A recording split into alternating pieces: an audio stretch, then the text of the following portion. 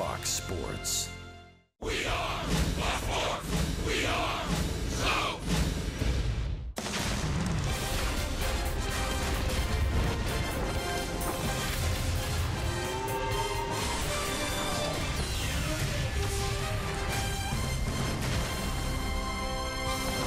On another beautiful Saturday night in San Francisco, it's time for Braves baseball. It's game 2 of our weekend set as the Braves, the Giants, and all of Major League Baseball celebrate and remember Memorial Day 2017. Another sellout crowd gathering. The Braves hope a similar result takes place here on a beautiful night. Hi again, friends. Chip and Joe. What a ball game last night. Braves shut out the Giants 2-0. Jaime Garcia had one of those American Legion kind of ball games. Atlanta would love to see a similar result from Mike Fultonevich, who goes for his 4th consecutive victory tonight. Well, the way he's pitching, that's about all he needs to do is maybe drive in a run or two. He'd be looking for his first hit of the year. But Mike's been pitching great baseball. His last 3 starts, he's won all 3 of them. And as we keep saying, he's taking steps toward being a top-notch ace-type pitcher. We know that he throws hard, but you can see a little two-seamer there. You can see a changeup once in a while that he worked on that one outing out of the bullpen. So he is coming along quite nicely, thank you. There's the numbers. The last 3 starts, 3-0 at 265. And he's pitched well here in San Francisco at AT&T Park. But there are some guys in this lineup who have had some good luck against him, most notably some lefties, Belt and Crawford. He'll have to be careful with those guys tonight. But a break for Mike Fultonevich. He won't have to face Buster Posey. He's slumping and not in the game 2 lineup tonight. Perfect night for baseball. We'll see if the Braves can continue their winning ways on the road. Game 2 with San Francisco's coming up in a flash.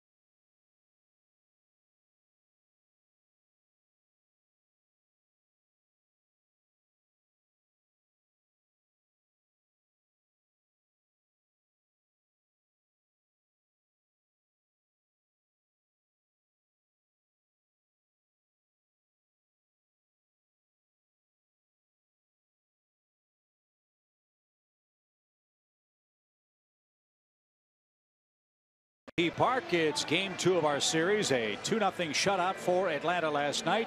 They beat Matt Cain, who's pitched very well in his home park. That's the similar story for Ty Block, who's filling in for Madison Bumgarner. Outstanding work here at home since he moved into the rotation. 1-1, a 1.59 ERA kind of spells it out. But what a nice pickup he has been in the rotation with the absence of Bumgarner. Block is 26 years old, 6'1", 220 out of Centennial, Colorado. Signed with the Giants after a career at Creighton University. low 90s, and a natural cutter, changeup, and a curve. So Block's first pitch catches a corner, and we're underway. 59 degrees here in San Francisco. Wind blowing in swirling fashion out on the flagpoles in right center. Still some dappled sunshine in right field. And as we've said, this is a real rarity for this Atlanta offense. They have seen only 4 left-handed starters now this entire 2017 season. This guy's an interesting one because of his work against lefties.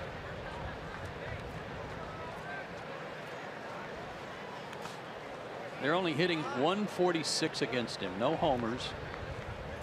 But the crazy thing about that is that the last 37 left-handed hitters he's faced, he has not struck out any of them.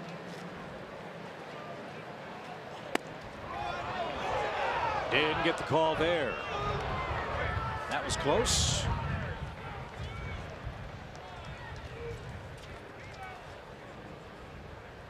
Pat Hoberg has the plate for game 2, and Ender bounces one toward first. Big hop and an easy play for Brandon Belt. We're underway. 1 out.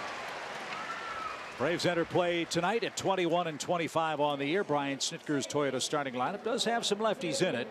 Enciarte, Markakis, and Matt Adams. Danny Santana, a switch hitter, gets the call at third base tonight. And of course, Mike Fultonevich will pitch and bat ninth. Braves have played good ball on the road. They've won 5 of their last 6 games away from SunTrust Park. And here's Brandon Phillips.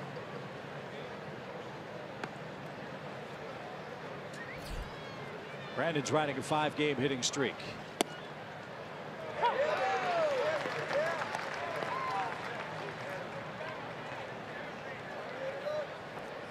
Fewest at bats of any team in Major League Baseball against left-handers, but a good average against them.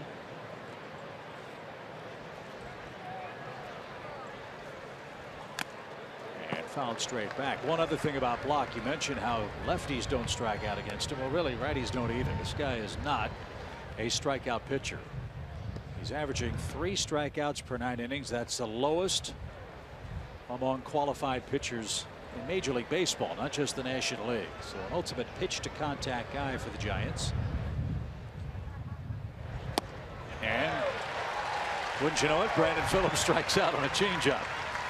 So 2 outs here in the first inning. Nick Markakis is coming up. To take it a step further, Chip, from what you were talking about, the Braves' good work on the road, they've won 9 of their last 13 over a wider sample size and averaging almost 6 runs a game over those 13 games and have a plus 24 run differential. Things have been good to Atlanta on the road lately. Nick Markakis is the Braves right fielder, hitting third again. He's got a 4-game hit streak. And Block delivers a strike. Block's a Colorado kid, born in Denver, lives in Centennial, Colorado, the son of cattle ranchers. And as irony would have it, his major league debut came against the Colorado Rockies. He pitched 3 innings of scoreless relief last year. He pitched so well after he was called up last year, they put him on the postseason roster. And that takes care of that streak against lefties. And Ty Blach, who doesn't strike anybody out, strikes out 2 in the opening inning. Mike Fultonevich to work next.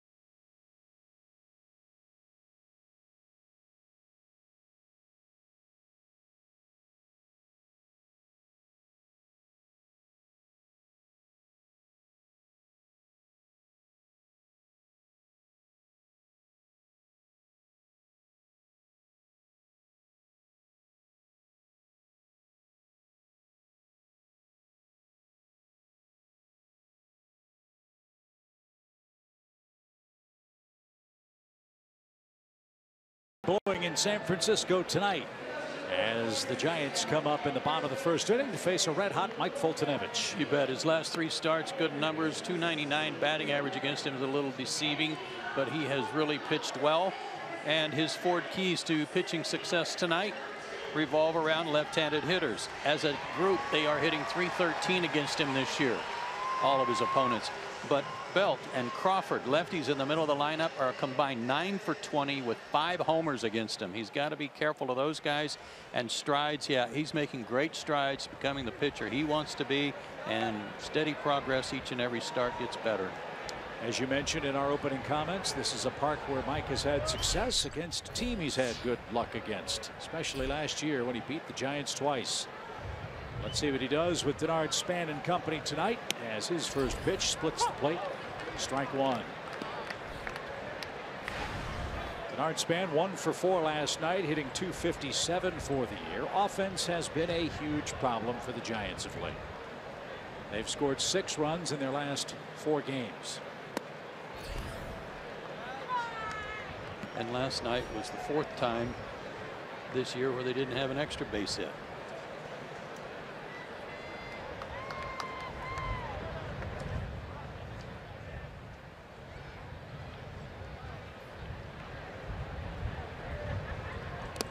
That skipped up there for Span. 2 balls and a strike.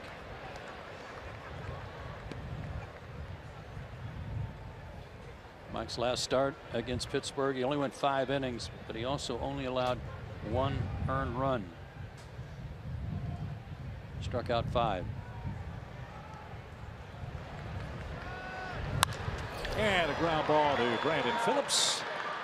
And Mike gets a ground out to start his night against Bruce Bochy's Giants offense, which has a different look to it tonight. It's presented by Toyota. Nunez second. Joe Panik back in the lineup. Belt the cleanup man. Crawford the shortstop. Aaron Hill back off the DL. Hundley for Posey behind the plate. Mac Williamson out of Wake Forest is in right field hitting 8th, and Ty Block is the pitcher.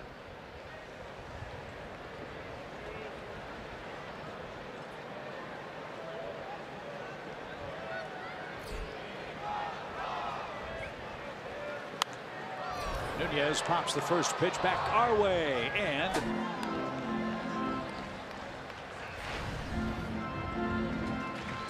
young fan came away with a souvenir. Nicely done.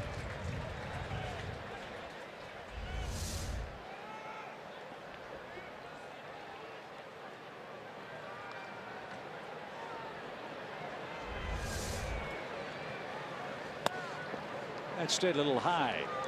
When you come to San Francisco, or anytime you play the Giants with their lineup, typically you don't look at Nunez and say he's the biggest threat, but he's certainly the hottest hitter they've got right now. He's hit safely in 12 straight games.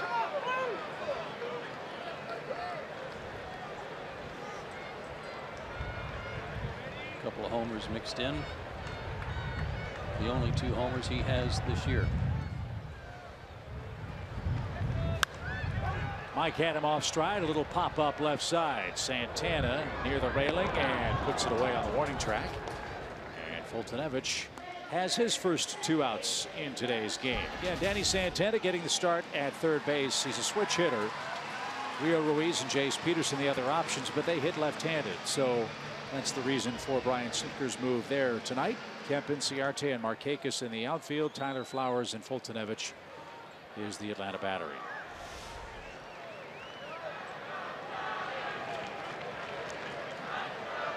There's Joe Panik, Gold Glover at second base last year, hitting .247 this season, and like so many of his Giants mates, in an offensive dry spell.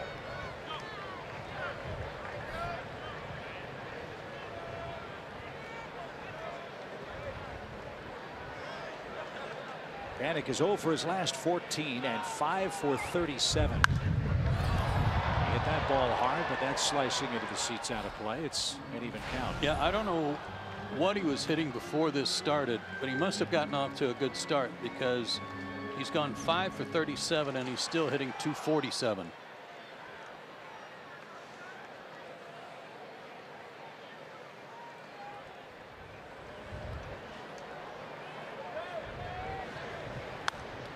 Ripped back our way again. Another great catch.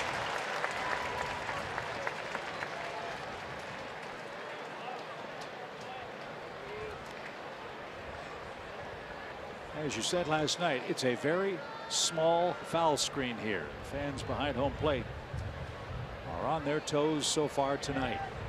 1 ball, 2 strikes. Runs down the right field line. Right size, wrong shape. That's that breaking ball that he's had trouble keeping in the ballpark at times, and especially the left-handed hitters.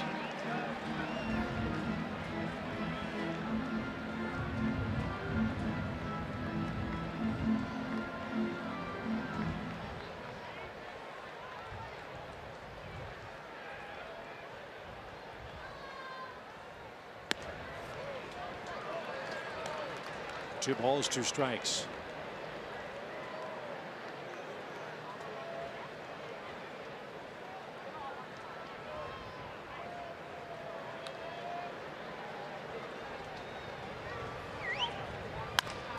That's hit to short. Dansby gets rid of it quickly, and Fultonevich has a 1-2-3. Bottom of the first inning. Matt Kemp will go to work for Atlanta, the 8th leading hitter in National League play. No score in Game 2.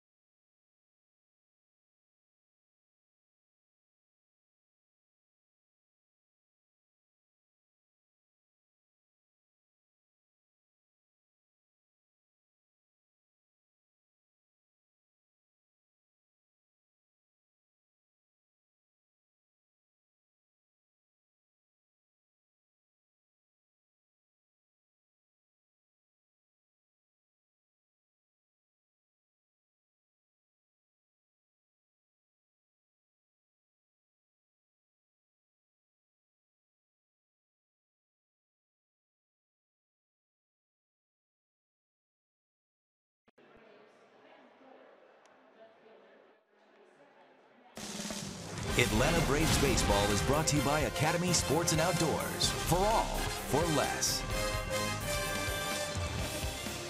Statue of giant great Willie McCovey, and the cove for which it's named beyond the right field wall here at AT&T Park. And Matt Kemp's fan club president is sitting right below us again for Game 2. And the first pitch is hit high in the air to right field. And Williamson's first chance, he staggered a bit with the wind gusting, but he makes the play, and there's the first out. Yeah, that was a little stutter steppy.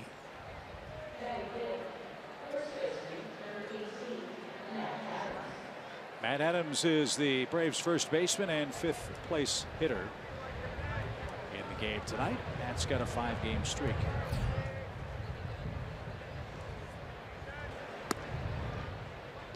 Well, as you can see, both teams outfitted for Memorial Day in different colors.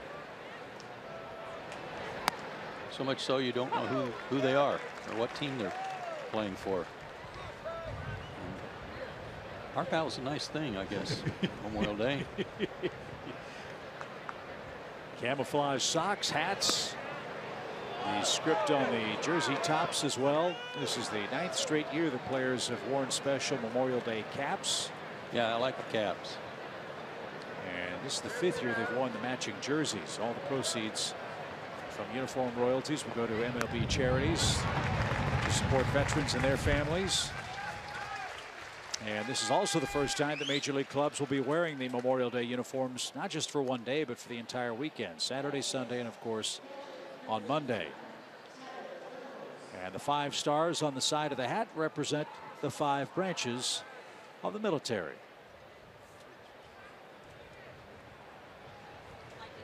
Clock's going to an 0-2 count on everybody except Kemp, who didn't give him a chance. And already 2 strikeouts of left-handed hitters.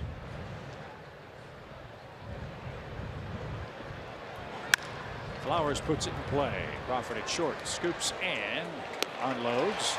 And it's another easy inning for Ty Blach. 6 up, 6 down. Here come the Giants in the second.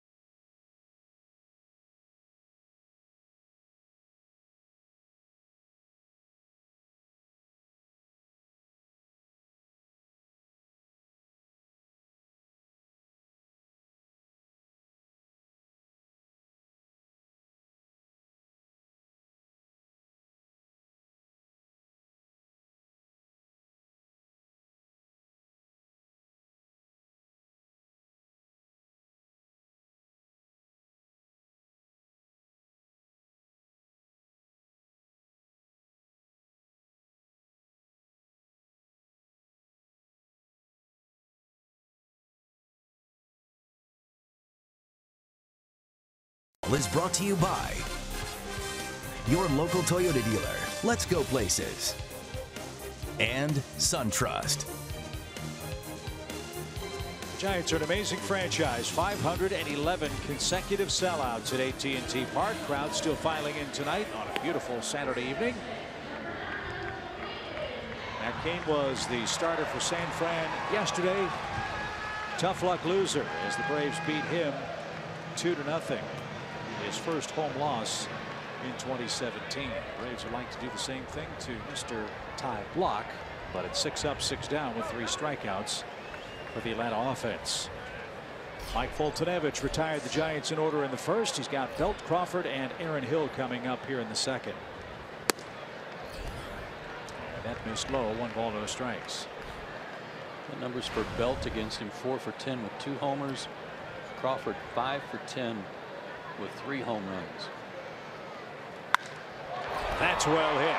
Ender on the run to the warning track as far as he can go. Leaps up against the fence and he pulls it back for out number 1.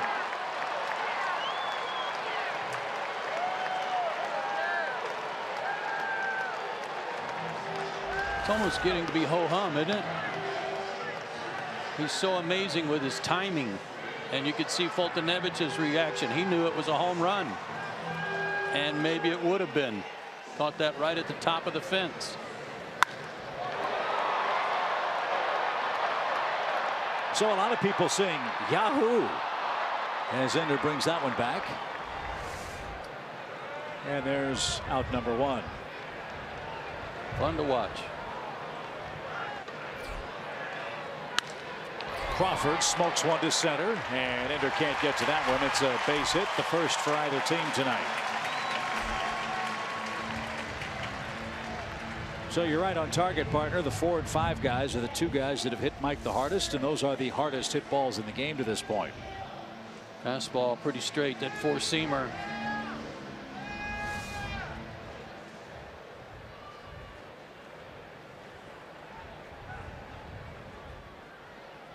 Aaron Hill's back in the lineup for the Giants. He was activated from the disabled list yesterday. Hill's been out with a forearm strain.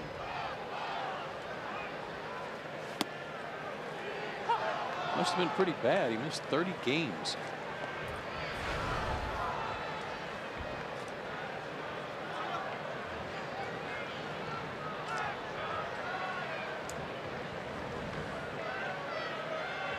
No balls and a strike. As that misses downstairs. The other thing we've noticed about Bruce Bochy's lineups is he has mixed and matched just about everybody everywhere he can. Hill's been an infielder his entire career. Second base, third base. Well, this year, out of necessity, Hill's had to play some in the outfield. 22 innings in left. He'd never played the outfield at all in the major leagues. As the Giants desperately trying to get some offensive punch consistently up and down their lineup card. Well, guess what? There's a difference between throwing in the infield and throwing in the outfield. It makes you wonder if working in the outfield strained that right forearm that put him on the DL.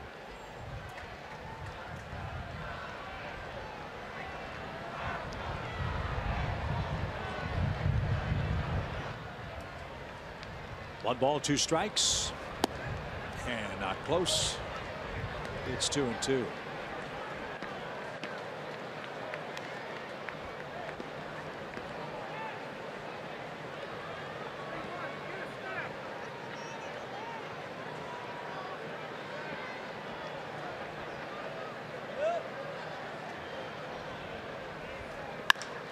Bouncing ball left side. Tricky hop. Santana had a little trouble.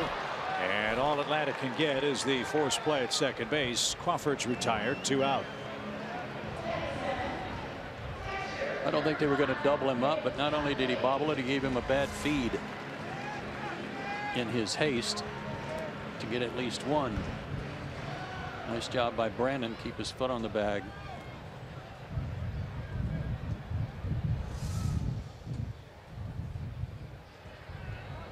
So the Braves get the lead runner. Here's Nick Hundley, the Giants catcher again tonight. Hundley went 0 for 4 with 3 strikeouts in game 1.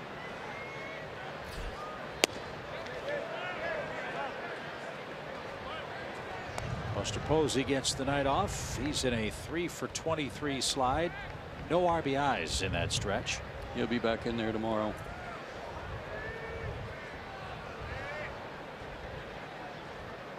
One ball, no strikes.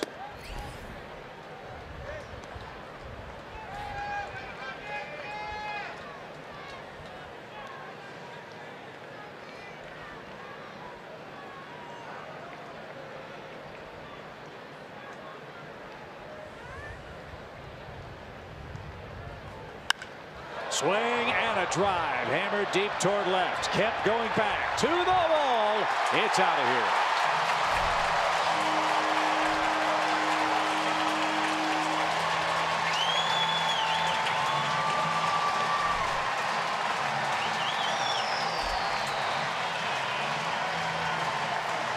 A 2-out, 2-run homer for the Giants, something that almost never happens to the San Francisco offense. And now Ty Blach has a 2-0 lead. Another off-speed pitch. Looked like a changeup. Hundley's first of the year.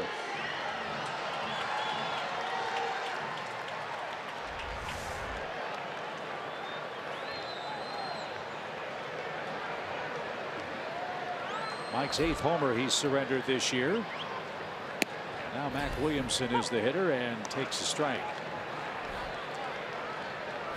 All of a sudden the Giants starting to hit homers with men on base. Williamson snapped their streak of 19 straight solo homers with a 2-run shot on Wednesday. Hundley's hit a 2-run homer with 2 outs in the second tonight.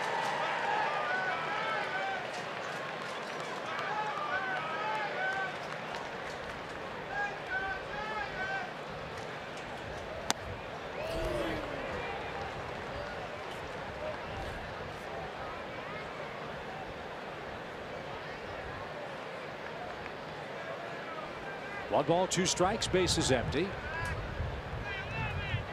And a swing and a miss. Earns Foltynewicz his first strikeout of the evening. Nick Hundley's 2-run homer gives the San Francisco club a 2-run lead heading to the 3rd.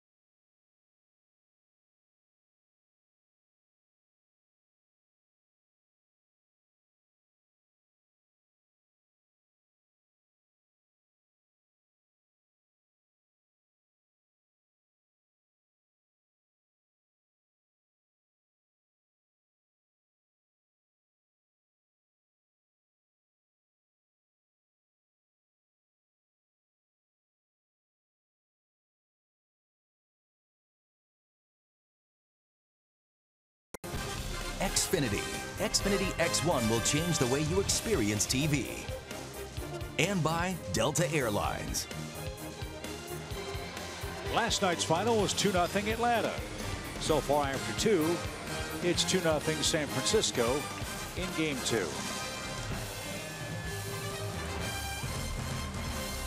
What a beautiful place. Dansby Swanson, Danny Santana, and Mike Fultonevich are coming up against Ty Blach, who's retired the first 6 Braves, 3 of them via strikeout. And this is a man who seldom strikes anybody out. He had 14 punch-outs coming into play today, covering 14 games, 7 starts.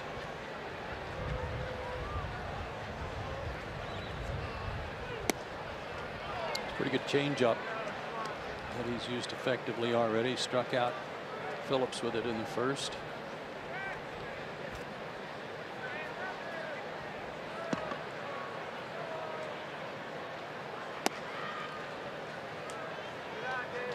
Good minor league numbers. He won 45 games in the minor leagues, 45 and 31. Finally got his chance last year, and he made the best of it. That's hammered into the seats beyond the Braves dugout. Hope everybody's all right. Everybody in Atlanta colors on the top step of the dugout looking into the seats. Fans are right on top of the action here, and there's very little netting.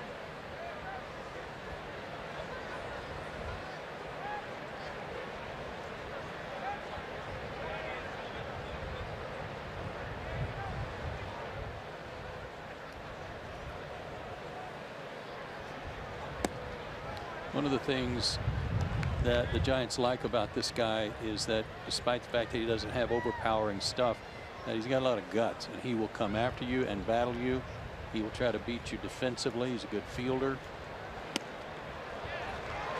And he just walked the leadoff man. But he will walk some people. He had 10 in 41 innings coming in, but did not have any walks in his last start, which was a good sign. That was against the Cubs, and he beat them 6-4. So there's the first Braves base runner. Let's see what Danny Santana can do, the Braves third baseman. 149 between Atlanta and Minnesota. And that's fouled out of play. Well, they entrusted this guy to some big games down the stretch last year. One of them was a game against Clayton Kershaw. And he went toe-to-toe with Kershaw. I think he pitched 8 innings against him and had 2 hits in that game for the Giants. As you mentioned, he's out of Creighton. Some terrific major league people come out of that school. Former Cub general manager Jim Hendry used to be the coach there, and of course Bob Gibson.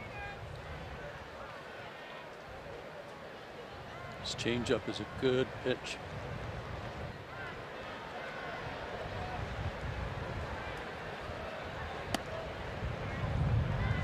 Circle change, and he's getting a lot of downward action away from right-handed hitters.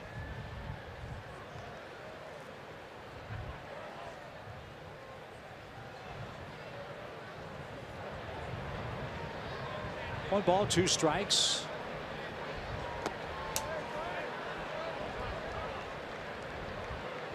Let's make this young man work. He had a very easy time of it the first 2 innings. A Hundley homer, the first runs of the afternoon and evening. It's 2-0 Giants.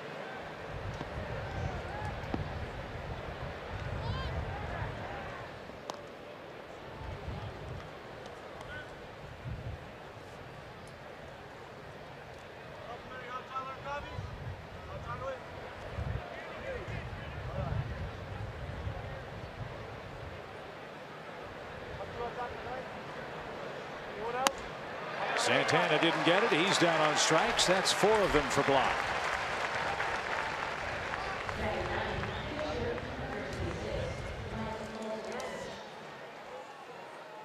And now Fultonevich will try to help himself.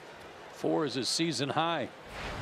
He did that in 7 innings in a win against the Dodgers. He beat them 2-1 2 starts ago. He's already got 4 tonight. His career high is 6.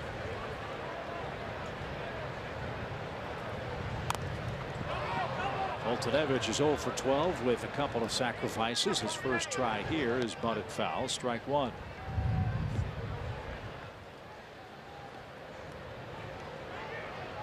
Again, we've mentioned a couple of times that Block is trying to fill in for Madison Bumgarner. No one will replace him. But the Giants are starting to look forward to Bumgarner news. He's edging closer to playing catch as he tries to come back from his shoulder injury. Snap throw back to first, and Dansby's in safely. In typical Bruce Bochy fashion, he was asked by the media yesterday about a progress report on Bumgarner, i.e., what's he doing to stay in shape? He said, "Oh, riding horses and motorbikes."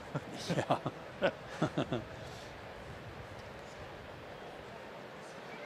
But he is doing cardio work, but not ready quite yet to play catch as he begins to make his way back to the Giants rotation.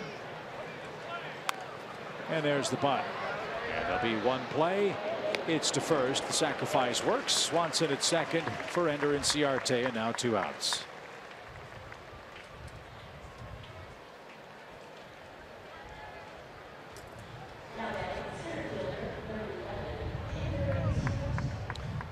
So Block's gone through the lineup once. He hasn't allowed a hit. Let's see if the Braves have better luck the second time through.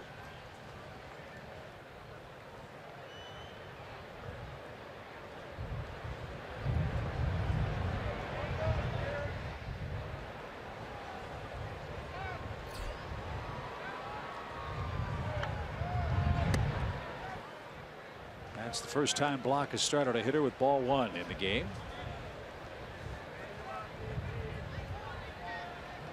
That graphic is encouraging. Familiarity.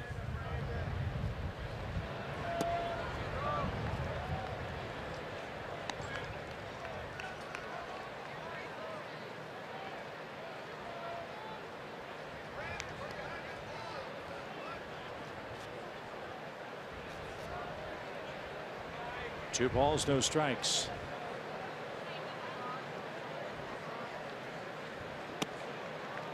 Hard to throw that changeup to lefties to the outside corner for strikes. Got to be Tom Glavinish to do that.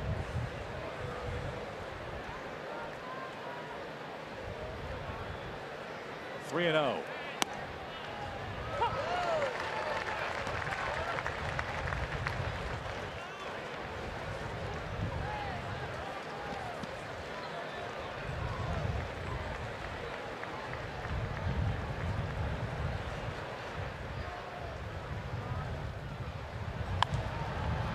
It's pop foul left side over the Giants dugout, and Ender now a 3-2 count.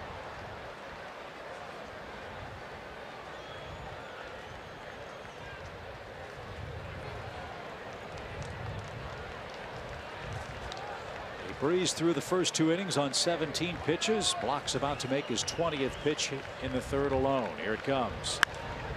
And it's spoiled foul. Do it again.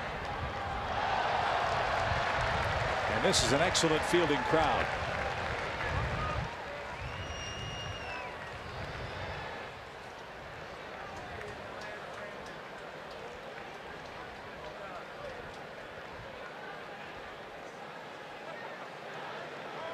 Another full count.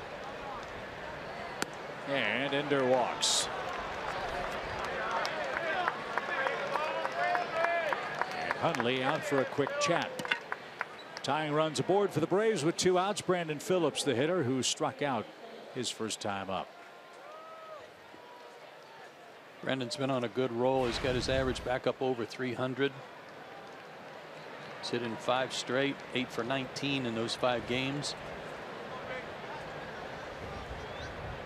Struck out on a changeup, which to me means Brandon's going to be thinking right center.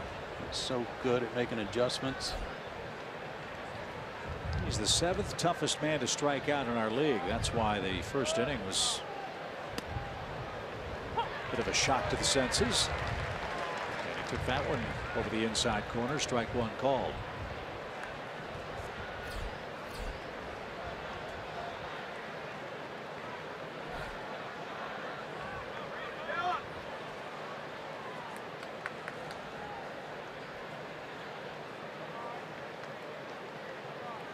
0-1, 2 on, 2 out. And that one came boring in on his hands.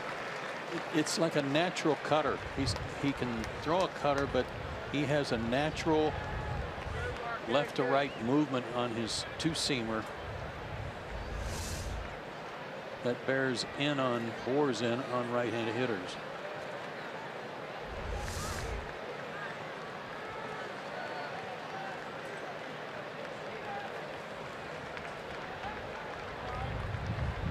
No balls, 2 strikes. High fly ball to center, but the park's going to hold it. Denard Span is there, and he's got it. And the side is retired. The Braves strand a pair in the third. 2-0 San Fran.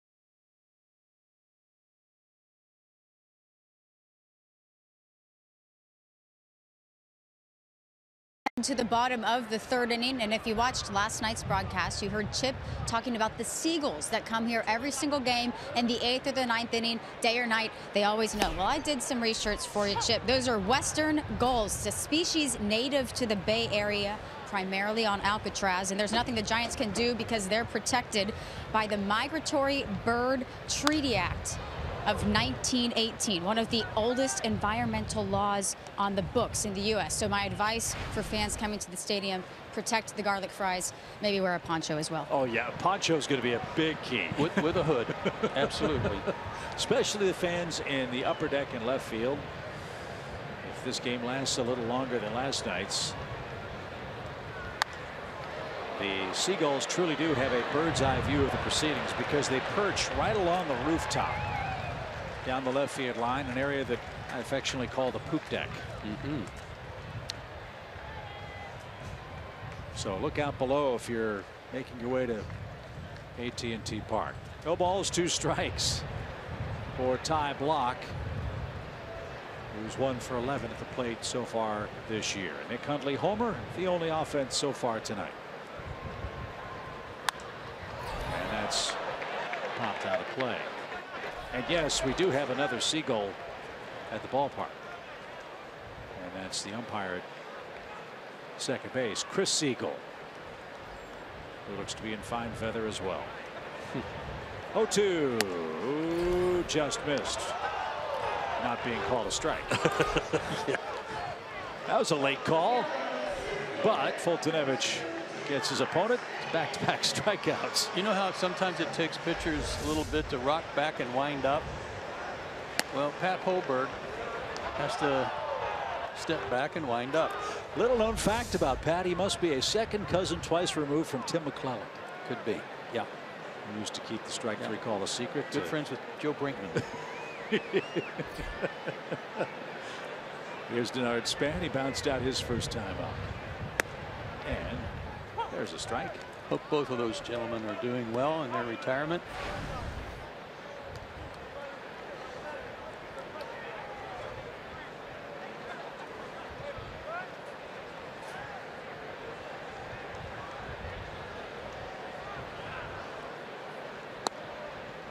That missed off the plate for Denard. And it's 1 ball, 1 strike.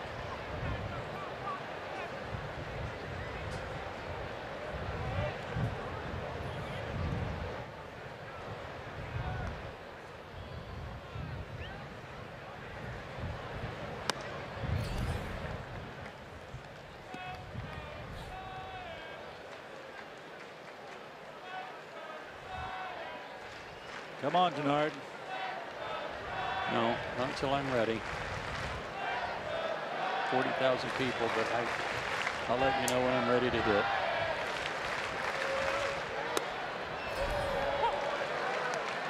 Two balls, 2 strikes.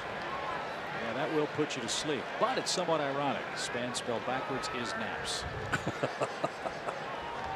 Very good.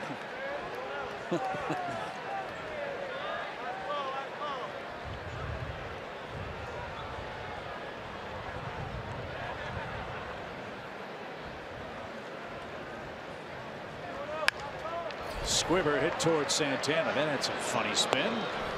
And Denard is retired. 2 outs.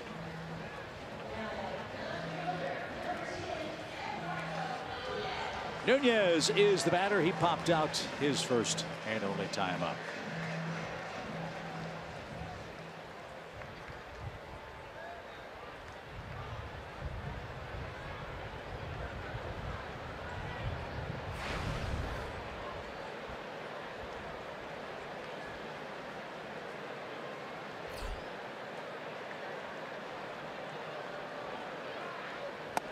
Most of the action is complete in the big leagues. Divisional games of importance.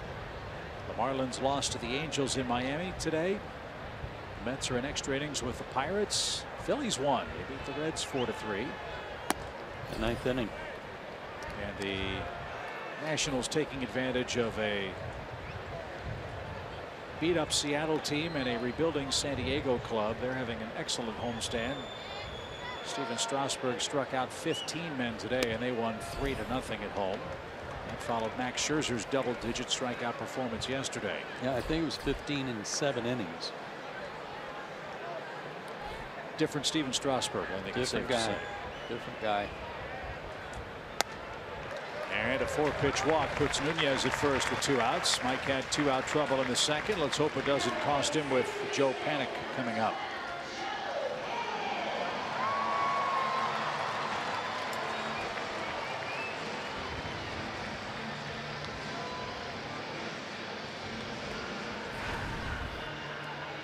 Panik's out of Hopewell Junction, New York, a first-round pick by the Giants in 2011.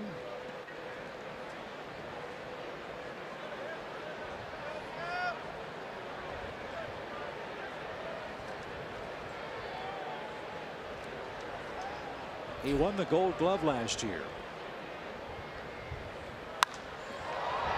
And this one's hit toward left. Kemp comes charging in, and on the first pitch, Panik pops out. Nick Markakis leads off the Atlanta 4th. Braves need 2 to get this one tied up. Giants lead in game 2 early.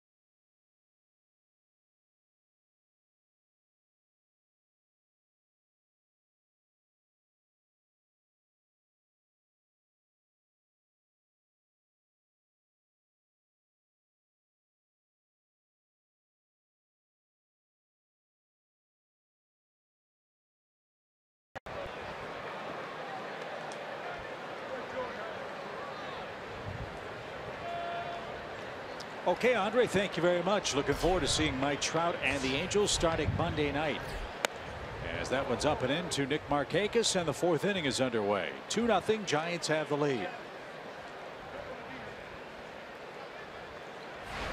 Nick struck out to end the opening inning.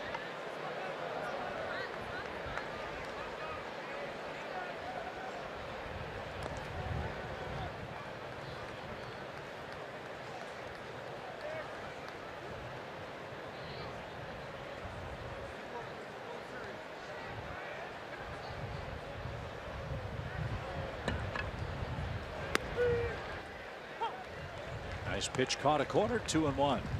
Block's delivery is kind of odd in that if he were standing at home plate, it would look like he's about to come over the top.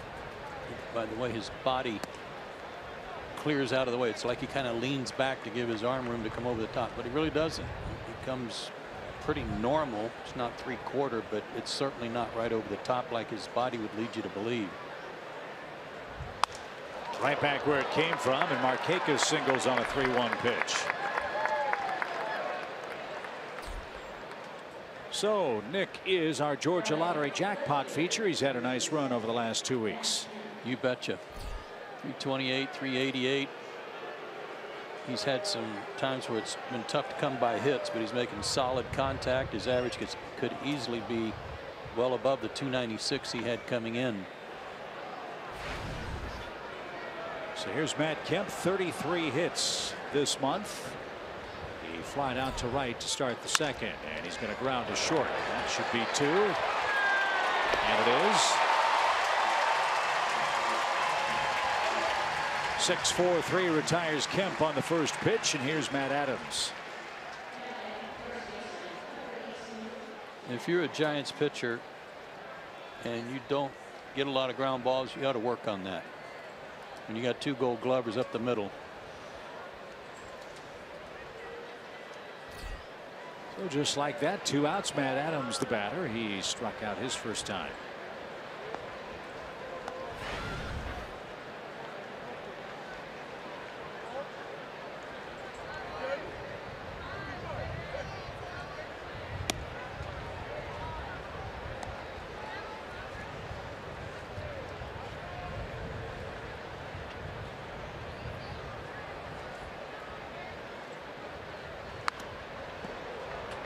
Matt Adams is our mini countryman player profile.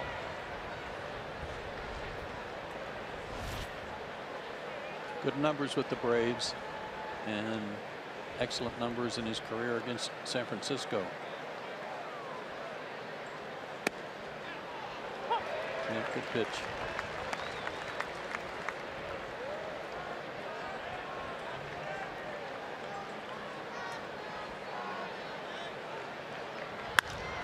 Another chance for Crawford. He'll backhand this one. And the throw to first in plenty of time. And Block is picking him up and putting him down. 2-0 San Francisco.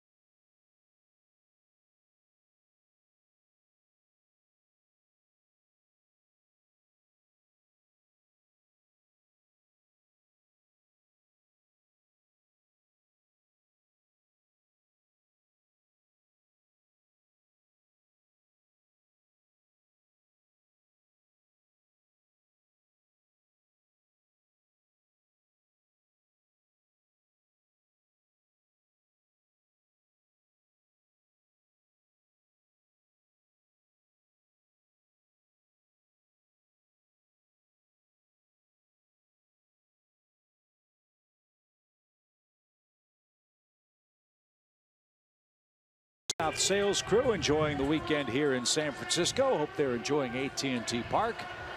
Hope they dress warm. Hope they have the garlic fries, and I hope they can spring for some certs afterwards. I hear the sushi's great here too. Really? Yeah. Oh yeah. Well, it stands to reason. I've never had it at the ballpark though. You have it, SunTrust Park though. Well, we might have to have a sushi battle. What do you think? I saw you put. Speaking of putting them away.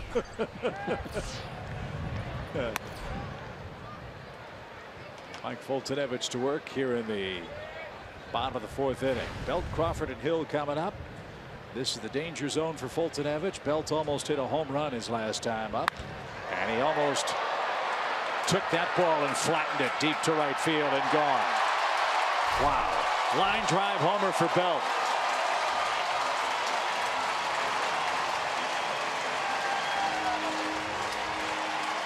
He's in double digits.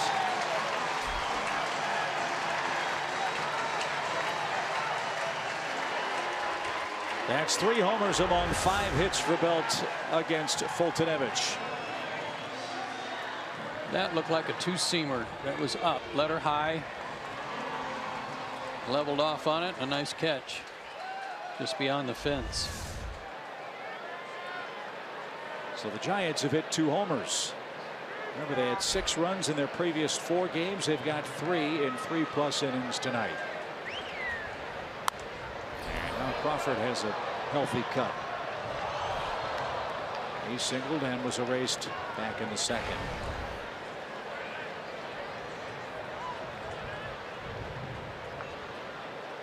Giants entered play averaging 3.3 runs a game.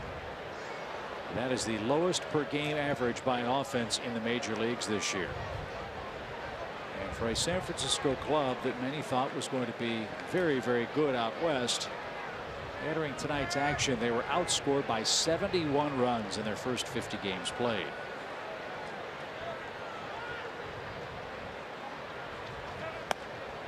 Yes, they've had their share of injuries. Yes, they are without Madison Bumgarner, who is their stopper in rotation. But you look at this lineup tonight on paper, this is a better than 20 and 30 team.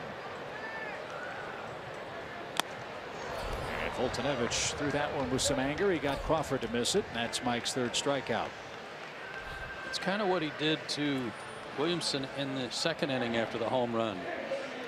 He got ticked off, reared back, quit trying to mess with anything off speed, and fired fastballs. He did throw Crawford a good breaking ball down that he chased. The fastball is what struck him out.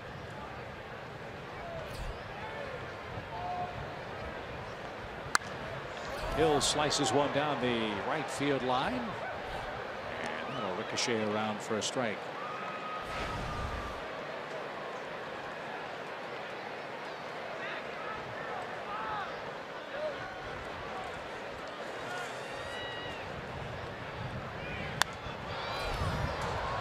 That's put back toward the Giants TV booth.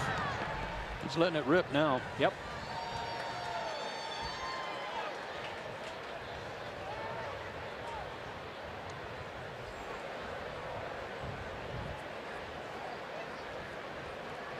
Here comes another fastball on 0-2, and it just missed. 1 ball, 2 strikes. It's an important homestand for the Giants. One more with the Braves coming up tomorrow afternoon, and that just missed. Good pitch.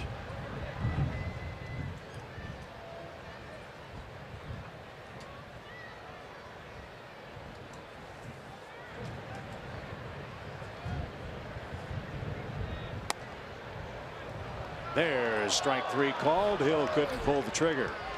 Yeah, I was just about to have a little hissy fit there until Mr. Hoper actually stood up and rang him up.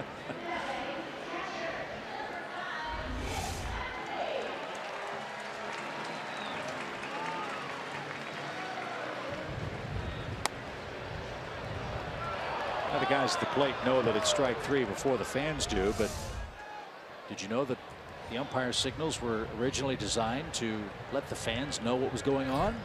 So let them know early. Here's Hundley, the hitting hero so far, a homer, and now he's got a base hit to right. Nick Markakis will try to cut it off, and he will. Hundley's 2 for 2 after an 0 for last night. And the Giants are getting after it pretty early in the count against Fultonevich this inning.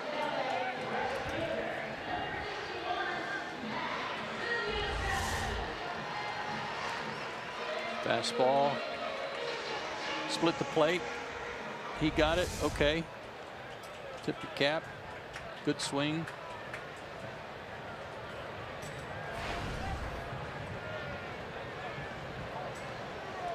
Let's get this guy and start the next inning with the pitcher.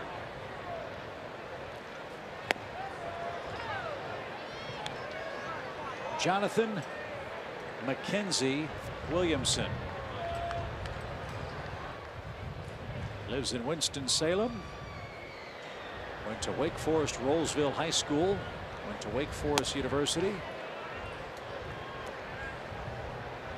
And after a terrific high school career as a pitcher, he became an outfielder at Wake Forest.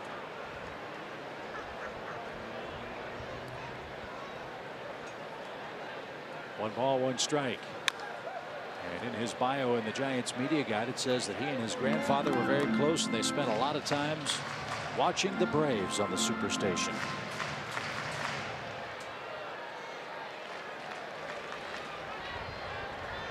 So did a lot of people coast to coast. One ball, two strikes. He's a big young man. He's 26, 6'4", 240 pounds. He's had some shoulder problems.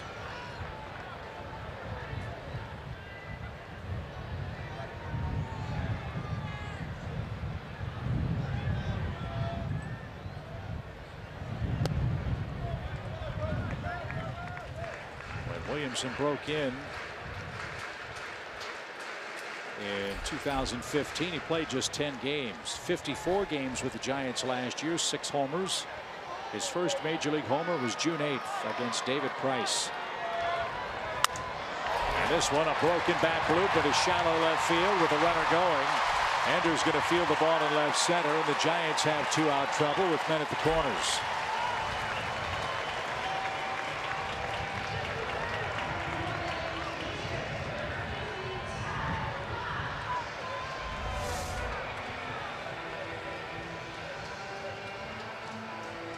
Not a bad pitch. Two-seamer, might have been up a little bit, but he was riding in on his hands, and he's a big, strong guy, as you said, and just fought it off. So now the pitcher will hit, and he had some good swings up there his first time up before striking out. And we're told Block has 3 career hits, all of them against Clayton Kershaw. I'll bet you there's not another man that can say that. That says enough for me. Yeah.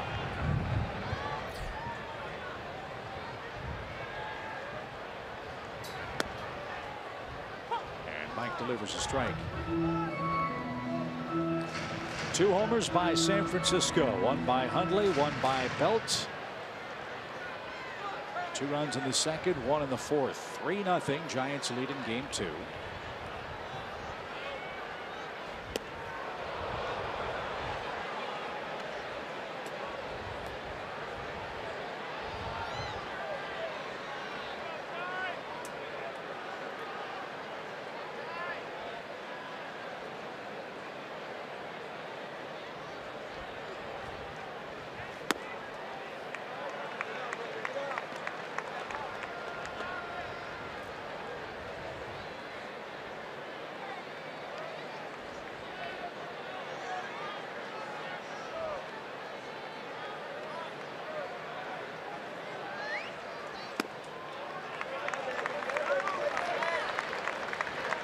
Now he's 2-2 to the pitcher.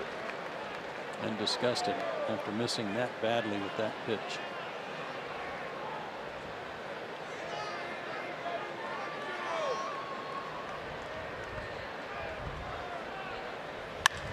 Line drive into center field is going to score another run.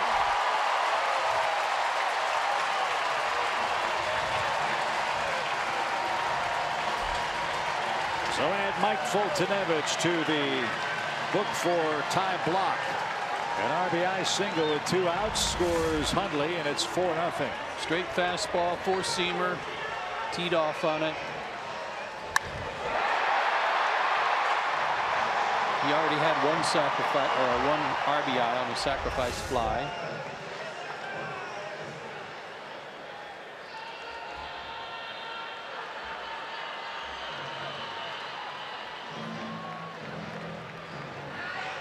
So a little frustration for Fultonevich as Chuck Hernandez is out to try to settle him down, give him a mental break, and hopefully retire Denard Span. All this with 2 outs, 3 straight singles. Well, and after he'd struck out 2 guys in a row and looked good doing it, Crawford and Hill.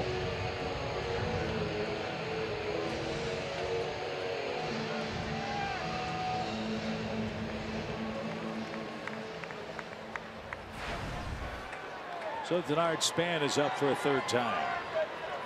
He's grounded out twice.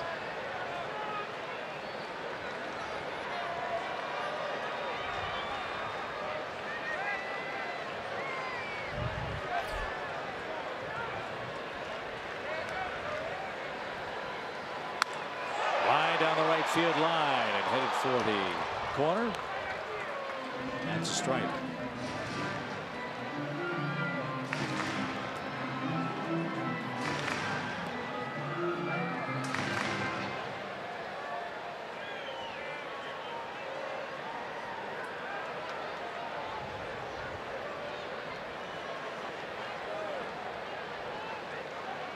Mike about to make his 25th pitch of the inning.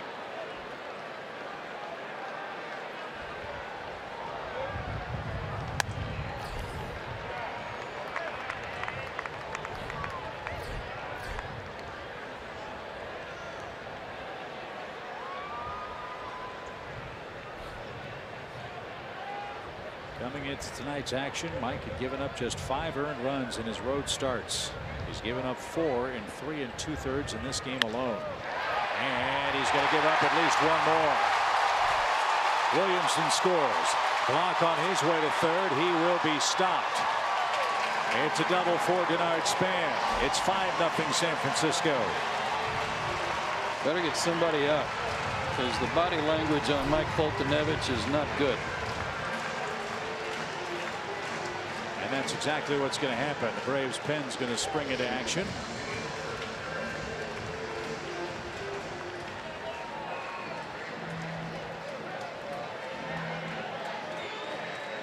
Sam Freeman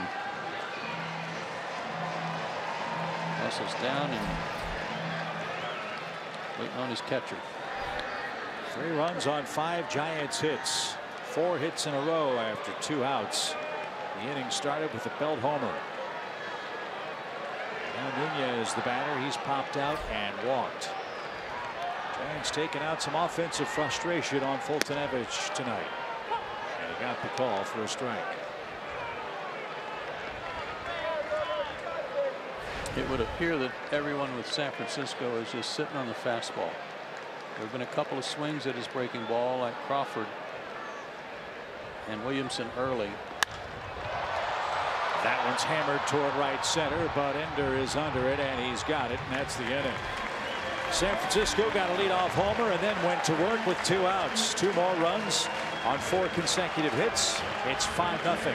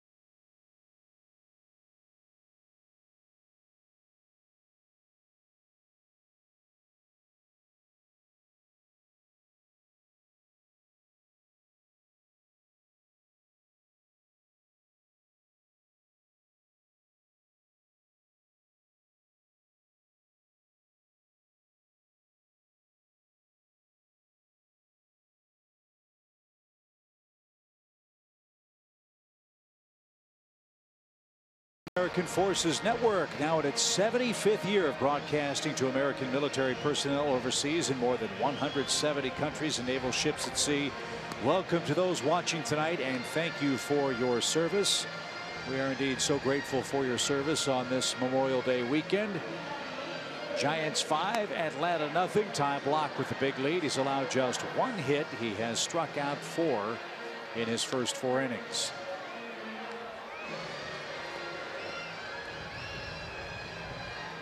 And in the Atlanta 5th, Flowers, Swanson, and Danny Santana are coming up. Again, if you missed it earlier, the Major League Baseball clubs all wearing the special uniforms for Memorial Day.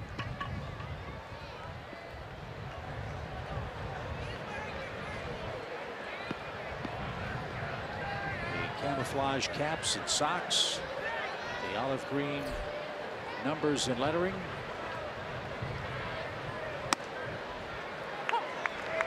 A strike for Tyler Flowers. Got a special baseball too. I understand the seams are different. They have the green stitching to match the olive drab coloring on the uniforms.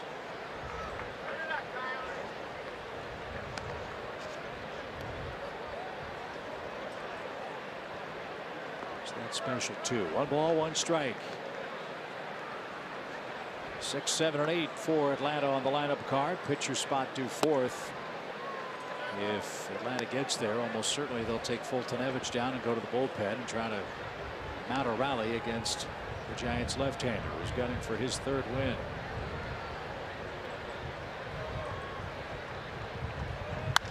Sharply hit and through. Tyler Flowers continues to swing a hot bat. So 3 innings in a row, the Braves have had the leadoff man on. They got a walk in the 3rd, a single in the 4th. Now Flowers a base hit. Here's Dansby Swanson. Love that approach from a right-handed hitter. He's not expecting Blach to give them much on the middle of the plate in, unless it's that cutter. But good job by Tyler once more.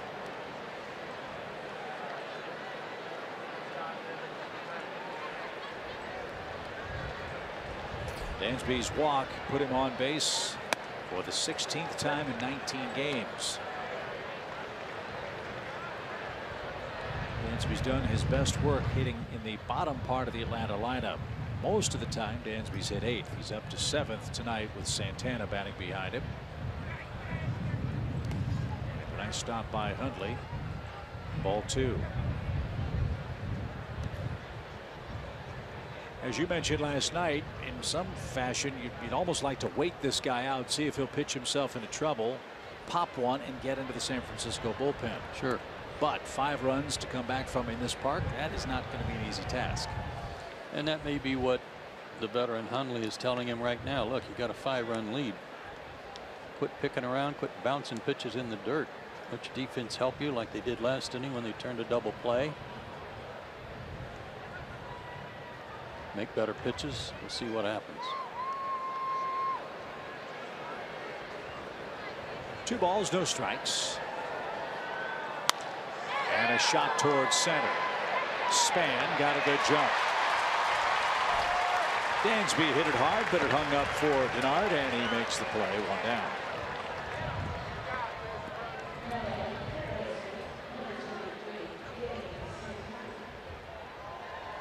Santana struck out in the Atlanta 3rd, so he's 0 for 1.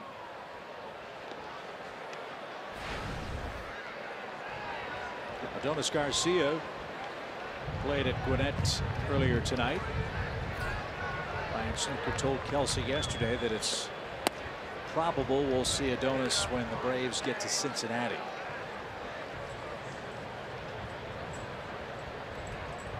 I just want to be very careful with Garcia's sore Achilles.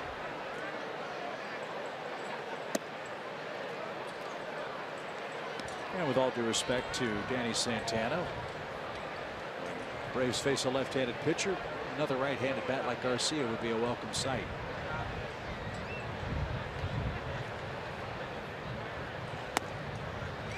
Oh, and found the glove. 2-1 the count.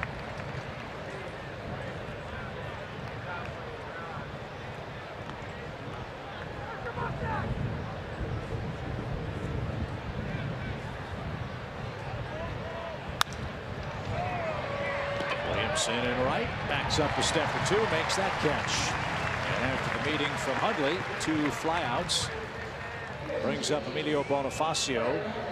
The day is done for Mike Foltynewicz. 5 runs in 4 innings. Very disappointing start for Mike, who also surrendered a couple of homers. And barring a comeback, his 3-game winning streak is going to come to an end. Yeah, I think that's the most disappointing part. It was how well he had pitched over the last 3 starts, how well he had pitched in this ballpark. 1-1 with a 1.88 ERA here.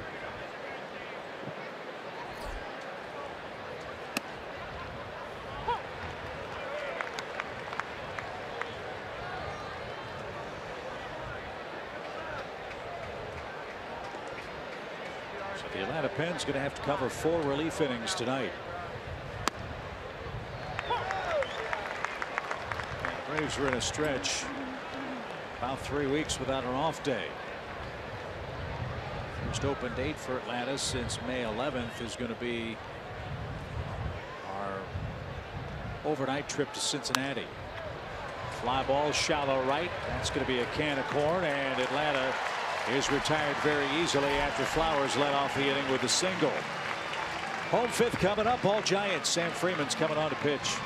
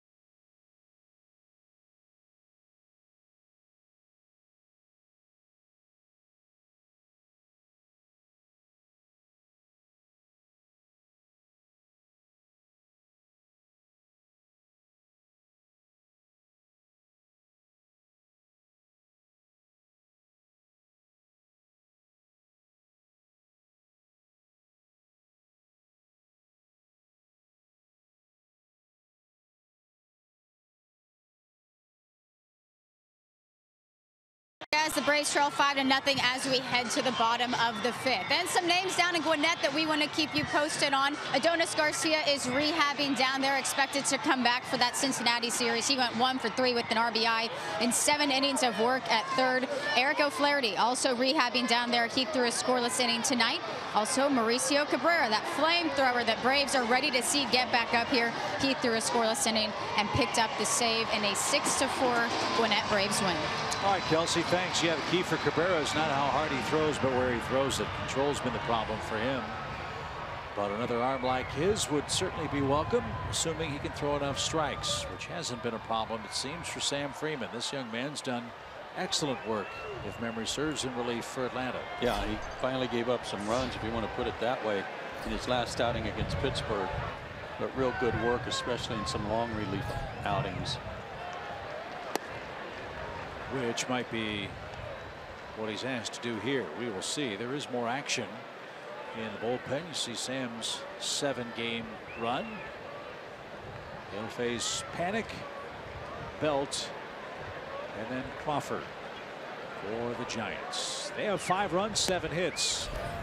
Braves no runs and 2 hits. Yeah, we were talking about Adonis rejoining the team. Well, that was the plan on Eric O'Flaherty too, to join the team on the road trip. Good to see him pitching. I'm glad his back is better.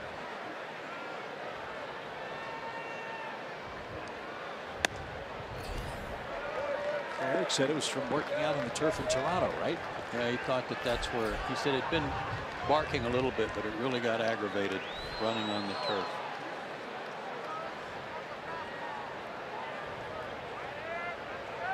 3-0 to Joe Panic. And that's in for a strike. When you think about all the stadiums that used to have the turf, if guys had back problems, I don't remember hearing about them. Maybe guys were just used to it because so many stadiums had the fake grass. Yeah, it's upstairs. Panic walks to start the home fifth. Pittsburgh had it. Philly had it. Cincinnati had it. St. Louis had it. Houston had it. That's 5 just in our league alone.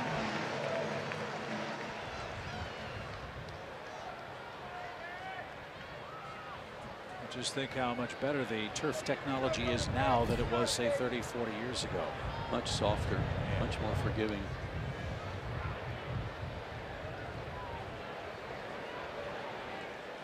I mean, that stuff we had in Seattle, padding was all but gone.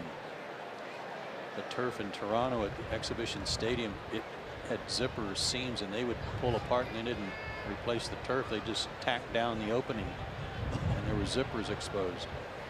And nails, I guess, or whatever they used to. Yeah, tacks to. So you try to make a sliding catch, you can come back just torn to shreds, wouldn't you? Yep. Wow.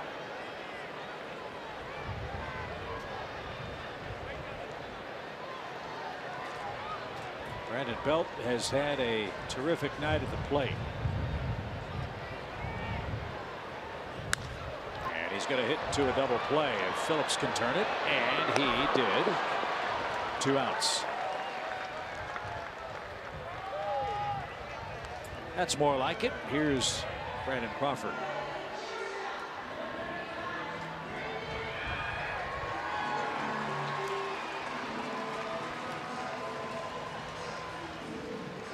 Brandon Crawford was born to be a Giant. Lived in Menlo Park until he was 7. Then he moved to Pleasanton. His dad was a Giants fan and a season ticket holder at Candlestick Park. And there's a famous picture in these parts of Brandon Crawford. Helped bring his baseball journey somewhat full circle.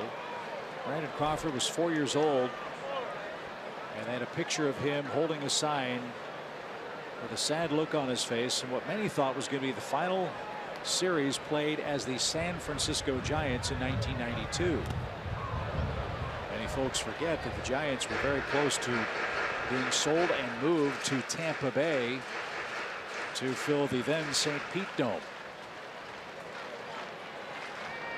Peter McGowan, who was then the driving force to keeping the team in town, purchased the club, helped build this privately financed stadium, and the rest, they say, is history. And here is that picture of little Brandon Crawford.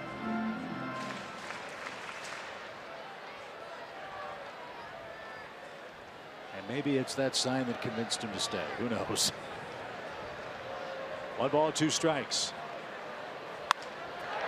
That stroke towards center. Ender to his right, in a few steps, makes the play, and that retires the side. Brandon Crawford in 1992. Brandon Crawford in 2016.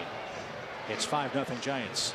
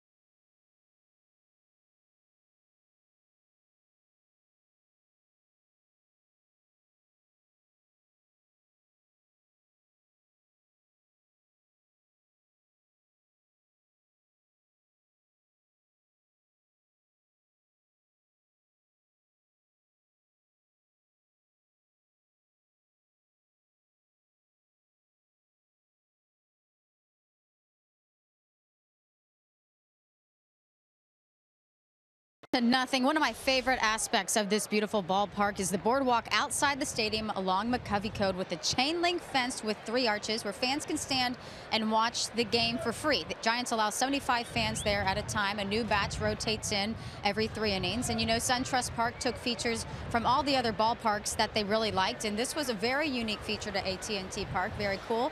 And now you can see it at SunTrust Park at Below the Chalk. Yeah, that's a great feature for fans. For those here that can just kind of walk along, stop, go in, watch the game for a little bit. At SunTrust Park, of course, you could have a private party in Below the Chop and eat and drink and watch the ball game for 9 innings if you want. And boo the other team's right fielder. Absolutely. Once a national, always a lousy national. Is there someone in particular you're thinking of? I can't imagine. Just this fan below us. Okay. Ender takes a strike.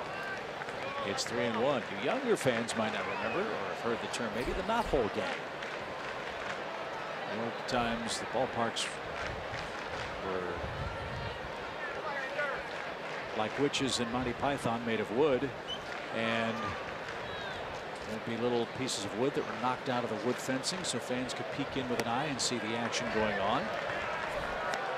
So that's a certainly modern take on an old baseball tradition. Boy, they do it right. They shoehorn as many people as they can into this tiny parcel of land in the China Basin. And it has become a tremendous baseball destination before the games, after the games. I mean, I was looking at all the construction that has taken place since this ballpark was built along the China Basin area. I'm not sure what street that is right outside here, but condos, apartments, office buildings, unbelievable. And none of that was here before the ballpark.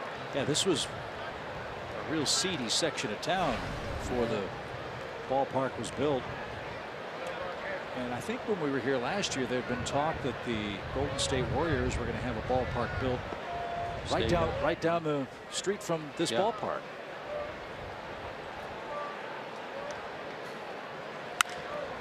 Ground ball hit toward Crawford. Braves are hitting it to the wrong guys. As Joe said, 2 Gold Glovers up the middle. That's a recipe for success. Second double play. Turned 6-4-3 by San Francisco tonight. 2 outs. And Nick Markakis coming up. Speaking of the Warriors, a lot of them apparently are here tonight, enjoying a ball game before they get set for the NBA Finals again. Who do you like? Oh, I got to go Golden State, man. Love Steph Curry. Steve Kerr, an old Orlando Magic friend. He was there when I was doing the games. That's good enough for me, Steve Kerr. Hope he's feeling better. Zaza Pachulia and Matt Barnes are in one of the boxes here tonight. I think Kevin Durant's downstairs someplace.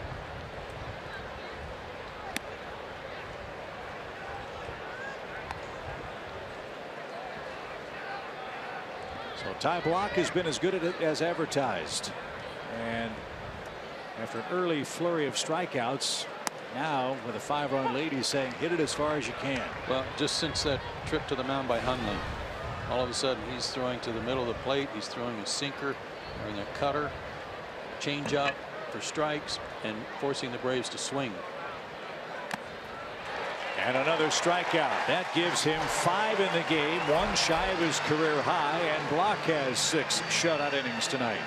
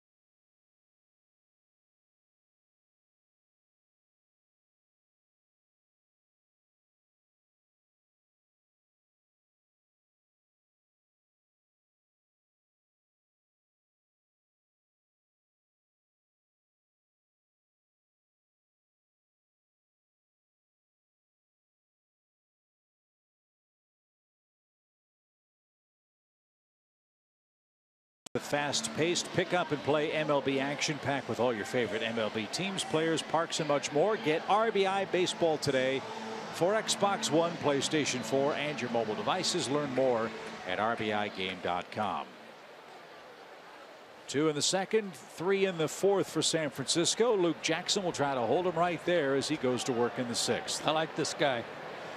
I like the way he comes about and goes about his business. He has not walked anyone since he came up and working 6 games. Throws hard and seems to be always on the attack.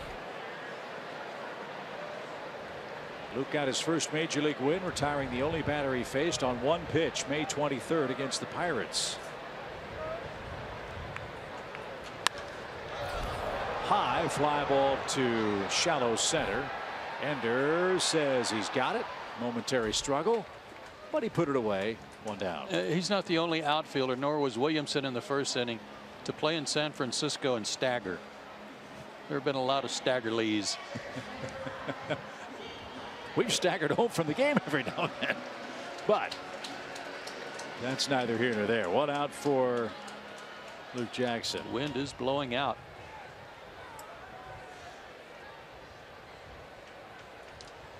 Hundley's been the hitting star with a homer, a single, 2 RBIs, and 2 runs scored.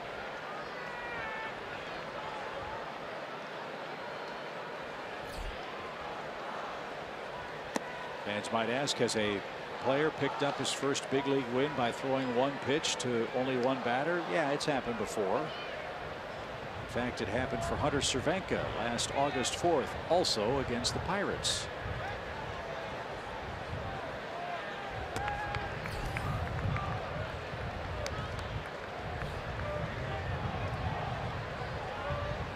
Games for Jackson in the big leagues with Texas last year. Got hit hard in his 11 innings plus. And another pop up. That should end Hundley's perfect night. Phillips says he's got it. He does. And 2 quick outs. And here's Williamson.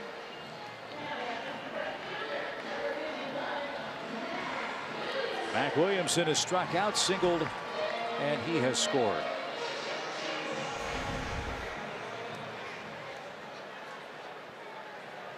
One more with the Giants here tomorrow afternoon. R.A. Dickey and Johnny Cueto will hook up at AT&T Park. Then we'll make our way to Anaheim.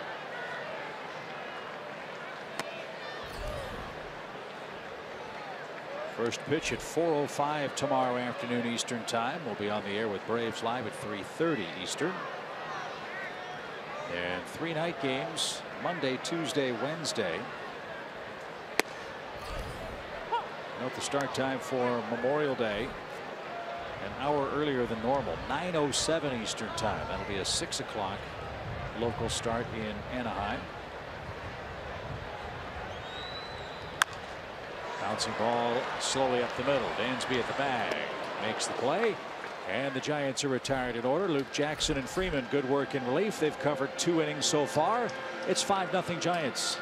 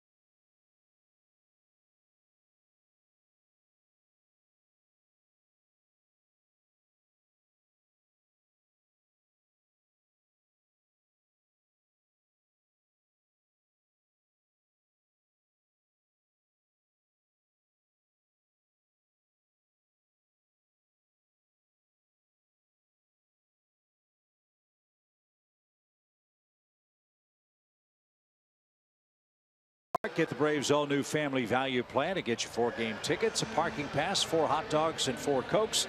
Starting at just $75, that's a savings of up to 45%. Go to Braves.com/family and plan your next family trip to SunTrust Park. They do a wonderful job of in-game presentation here at AT&T Park. Their version of the Kiss Cam. They play Strangers in the Night. Yeah. Some Braves fans here tonight hoping for some kind of late rally. But Ty Block has had different ideas tonight. A 2-hit shutout through 6. With 5 strikeouts, 1 off his career high. And the first pitch hammered to center. Span drifting back, leaps and makes the grab on an Adam ball to straightaway center. Matt Kemp has seen 3 pitches tonight for 4 outs.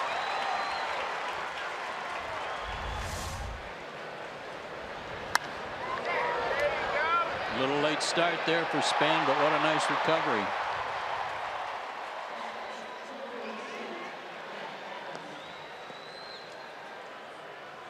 Block appreciates that. He was cruising. He's got his first out in the 7th inning on 78 pitches. His 79th is also called a strike.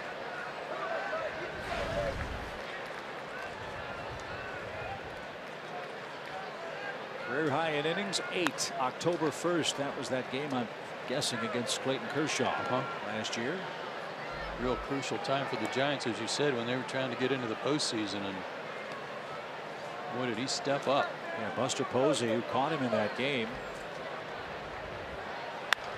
As this one is squibbed up the middle. Crawford, gloves, grabs, got rid of it quickly. He's good, folks. 2 outs. We were prejudiced because when the Braves had Andrelton Simmons, and there was a comparison to a lot of different shortstops that are good in the National League, and there are several. This guy was the one that was always rivaling Andrelton in terms of Gold Gloves. In fact, he won one year instead of Andrelton, but then Andrelton won the Platinum Glove Award as the #1 defensive player in all of the National League at any position. Today, ESPN.com had a ranking of the best infielders, and they had a top 10. And Crawford, I think, was number 4. Andrelton was number 1. But I got a number 5. Thank you. 5. The thing that where I'm headed to this is I'm all in on Crawford being the best shortstop in the National League right now. Now that Andrelton's not in the league. He does it all. Hits for power, hits for average, makes all the plays. Hard to argue with your evaluation of Brandon Crawford. It has nothing to do with offense. I understand that. I mean, he's a terrific offensive player too. I'm just going by glove work. Good arm. You saw his arm there on a difficult play. Little pop. That's it, a shallow right, and that's going to drop for Flowers. He's got a base hit, his 2nd of the game. Well, and the point I'm trying to make and want to talk about with you is in the old days, guys would win the Gold Glove not necessarily just based on what they did defensively. It was how much notoriety they got because of what they did with the bat. In the case of Joe Panik, he won the Gold Glove despite hitting .239. So I think, to your point, say what you will about advanced metrics and sabermetrics and all that stuff, evaluating defense has taken a huge leap forward, and its importance is now being justly rewarded for guys like Panik, who don't necessarily wow you with a .290 batting average, but the number of runs he saves earns him the honor he so richly deserves. Agreed. Ender Inciarte. Excellent point.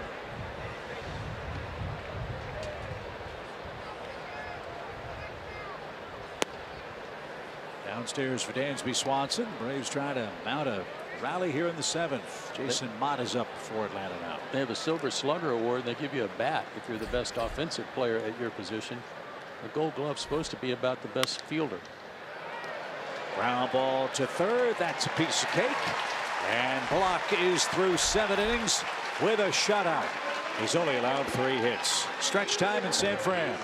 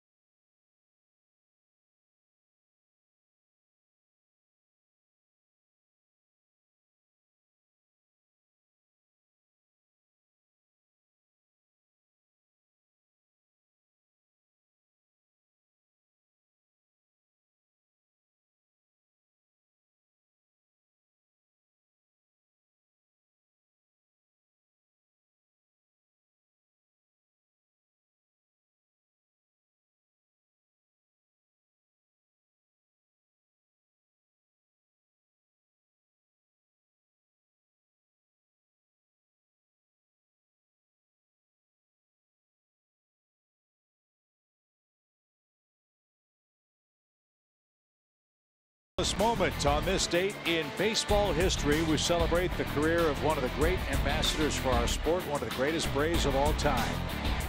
Back-to-back MVP, Dale Murphy.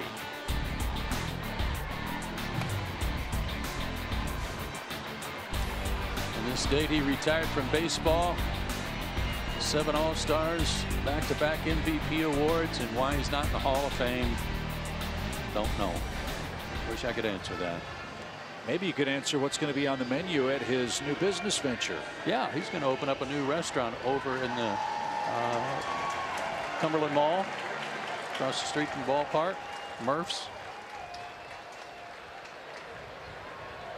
I know he's excited about that. It's a great thing. That'll be a great place for Braves fans to visit before and after ball games at SunTrust Park. So, Murph, good luck.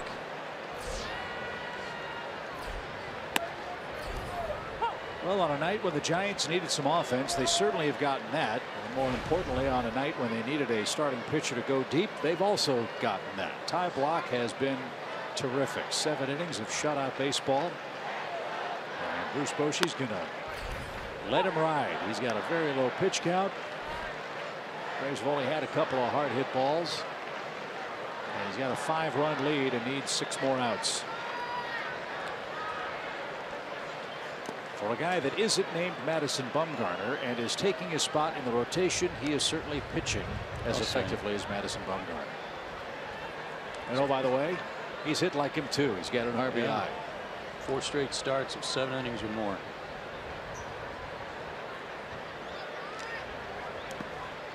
Got a text today from good pal, pitching coach at Kissimmee for the Florida Fire Frogs, Dennis Llewellyn.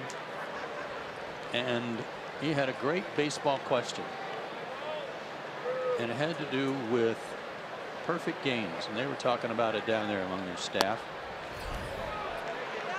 What happens to start of a game if the first batter hits a foul ball and the catcher drops it for an error, and then the pitcher sets down 27 in a row after that? Is it a perfect game? Woo. This guy's got a perfect going. Yep. 2 hits for Blach. Man, what a night. It's a little bit like Jaime Garcia last night. Throw a shutout and driving in some runs. Must be a left-handed pitcher thing. Yeah. Anyway, what do you think? Error on the pop foul, right? And then set down 27 in a row. And I asked a lot of our traveling party. I asked our manager. I asked some coaches today. It was split just about down the middle. But the people who were right. Double play ball. Nice feed. And that was slick. 4-6-3. Retires Span. 2 outs. The people who were right were Gretchen Caney, Jim Powell of the radio side, and Terry Pendleton. They all said it should be a perfect game. I was on the other side of that. Well, so was I. Right. So were a lot of other people, including the manager, who just, they weren't, nobody was sure. They just said, well, there's an error in there. So I asked the official scorer tonight what he thought of that, and he started grinning. Goes, I have no idea. Right. So he said it might be a question for Elias, the official statistician for baseball, and our people in the truck, our Buckle Jenkins, contacted them, and they replied with, there were no base runners. It's a perfect game. Huh.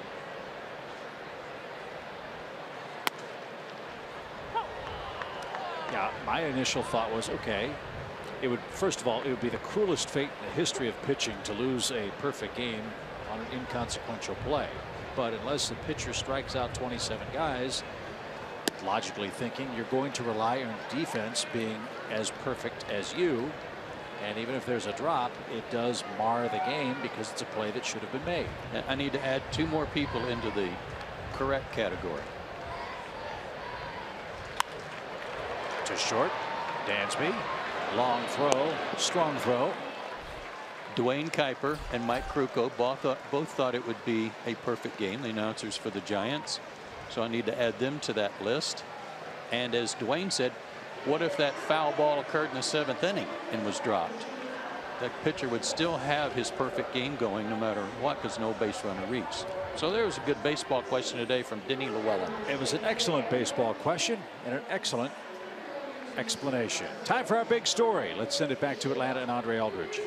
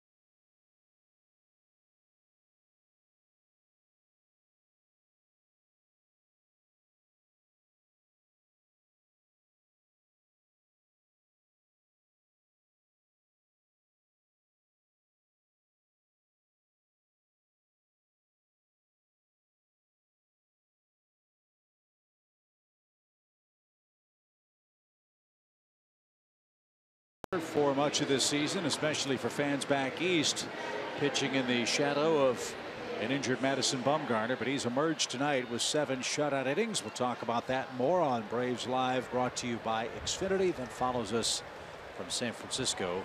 This is game 2 of the weekend series. Only 88 pitches for him through 7. And you called it early on. That changeup of his has been a very effective pitch. And what I like about this guy is it proves once again you do not have to throw 98 miles an hour to be effective in this game. Well, he's got the mental side down. You know, he's got confidence in all his pitches. Little pop. Williamson took a roundabout route, made the play, and greeted the fence quickly. Nice catch. 1 out, and Rio Ruiz is going to come on and hit for Jackson. Jackson worked 2 innings of 1 hit ball in relief of Freeman and Fultonevich. He walked 2 guys in the 3rd inning and really didn't let that bother him too much. Even one of them was a leadoff walk. But he's thrown strike 1 repeatedly to get ahead in the count. Used that changeup effectively, and just with a 5-run lead started making them swing the bat. Very impressive tonight. College pitcher who started 98 minor league games. And 26 years old.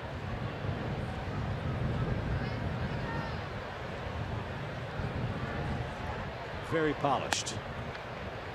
And that missed high for the Braves pinch hitter, Rio Ruiz.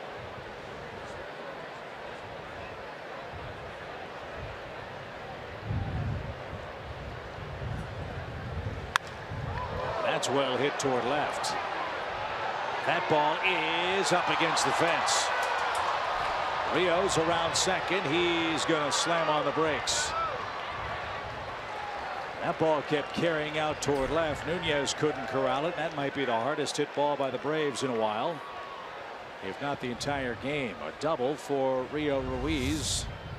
Turns the lineup card back to the top. Pretty good pop the other way for this left-handed hitter. And Nunez chased it all the way to the wall, maybe even got leather on it, and then about knocked the wind out of himself, crashing into the cars out there.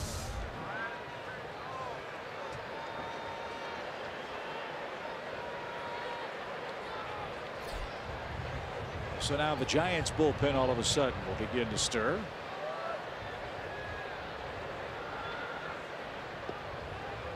Derek Law is the first man to begin to warm up, and a ground ball. Panic knocked it down. throw back to third, and it short hops Aaron Hill. But Panic saved a run by keeping that ball in the infield.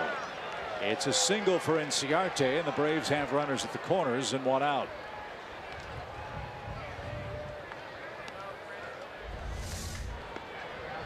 Nice play by Panic to keep the shutout intact. And was hoping to pick off Rio, rounding third base back too far. But while Dave Righetti is out there talking to him and giving his bullpen a chance to loosen up, I want you to look at these minor league numbers again for Block. 100 career minor league games, 45 wins, but look at the number of innings. 600 innings. If you round up, 600 innings in the minor leagues. That tells me that coming out of college, first of all, not a high school player, coming out of college, he was well versed and really learned the art of pitching with his stuff in 600 innings before he got a chance to come to the big leagues. He averaged 6 innings a start in the minor leagues. That's pretty darn effective, isn't it? Yeah. Not one of those guys that was probably a top-notch prospect because he didn't throw 95. He had to prove that he knew how to pitch, and he did. Brandon Phillips whacks one off the screen. It's a swinging strike as we've reached 9 o'clock Pacific time. Braves trying to do what they've done so often this year, and that's mount a comeback in the late innings. They've got 5 outs left. They need 5 runs to tie. Got the right guys coming up. Phillips, Markakis, and Kemp. Bouncing ball. Hill can't get it. Crawford can't get it. And the Braves have spoiled the shutout. And streaking toward third is Inciarte, who read that ball well. And Brandon Phillips with an RBI hit cuts the Giants lead to 5-1. And now Bruce Bochy has a few decisions to make as Nick Markakis strides to the plate. That appeared to be a changeup, rolled over the top of it, but in the right spot, and extends his hitting streak to 6 games. RBI number 16, good hustle by Ender.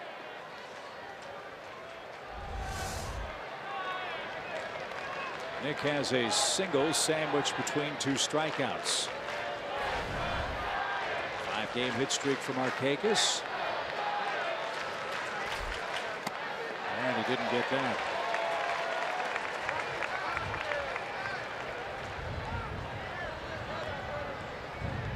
Block through 99 pitches in his victory against the Cubs.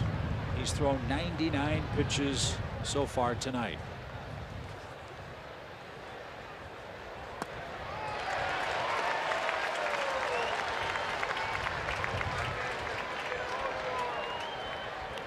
Fastball up and in, tied him up.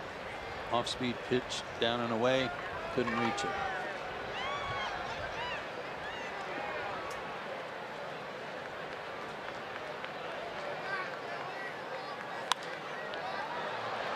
That's hammered down the left field line, foul.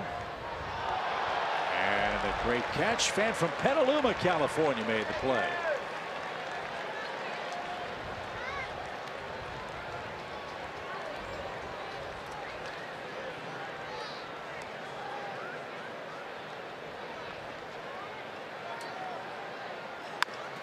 Bouncing ball to Hill at third.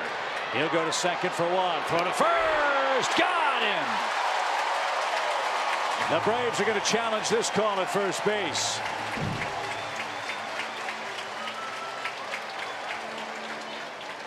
Yeah, Atlanta's going to look at this. They think Markakis beat the rap, and if he did, that would score a second Atlanta run and bring up Matt Kemp. Yeah, they've got to take a look at this stage of the game and hope that they can extend the inning. Nick was busting it down the line. Good play by Hill. Oh yeah, I think he might have beaten that.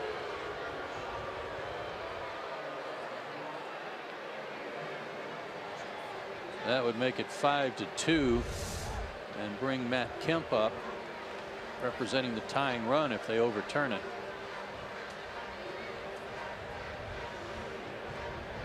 But Aaron Hill had to charge that ball and smother the hop and made a nice play.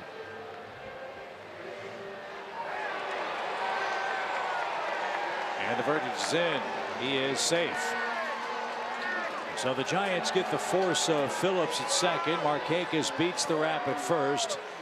Give Nick an RBI, his 24th. And that's going to be the end of the line for Ty Blach. Bruce Bochy's making his way out to the mound. With Matt Kemp coming up, the Braves are down 3 runs. And this crowd in San Francisco is going to give this kid a big ovation. And it is well deserved. He was scintillating tonight.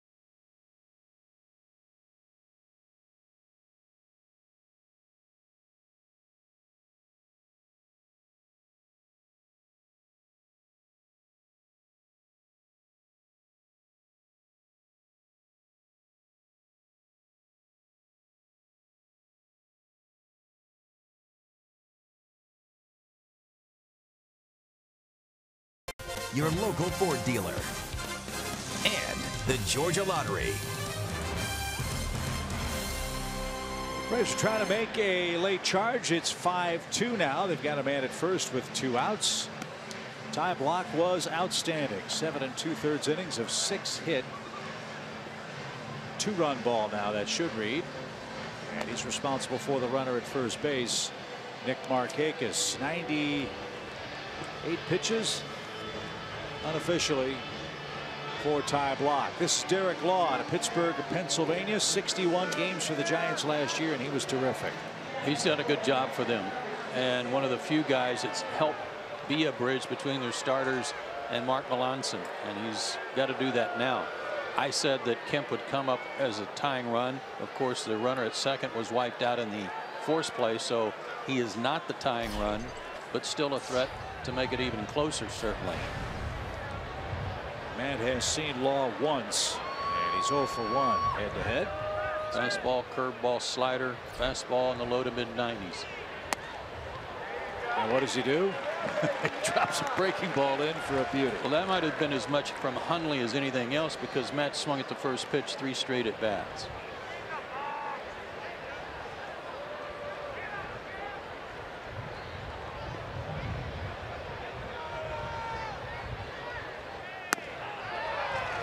There's that low to mid-90s heat. Law's dad is former right-handed pitcher Joe Law, who spent 9 years in the A's farm system and 4 days on the major league roster. His dad got a chance to warm up in the big leagues, but never got into a game.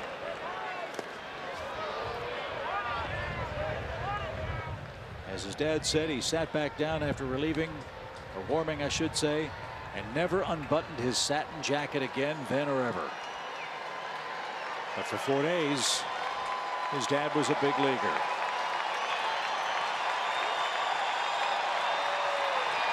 One ball, 2 strikes. And time call. Matt's good behind in the count of covering the outside half. They're set up away.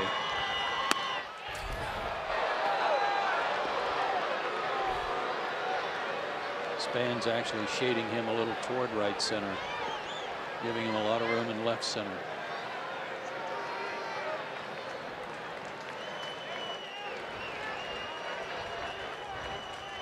Two balls, 2 strikes now.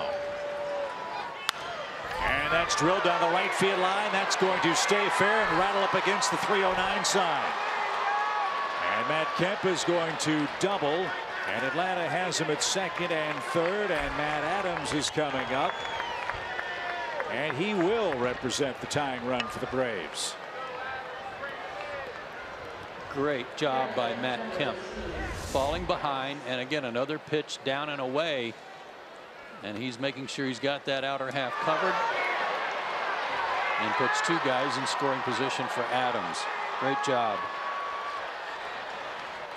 Once again, that Giants bullpen has Bruce Bochy a little nervous in the dugout. They have one lefty down there. It's Josh Osich. But the lefty-righty configuration of the Braves lineup card means every now and then a righty's going to have to face a dangerous left-handed bat. That's the case for Law here in the Atlanta 8th.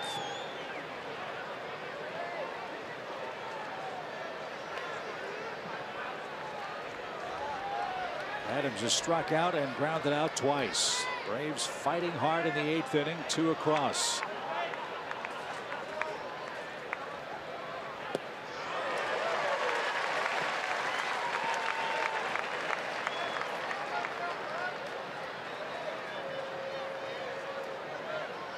Hopefully the right guy at the right time in the right place. That was a good off-speed pitch though from Law there.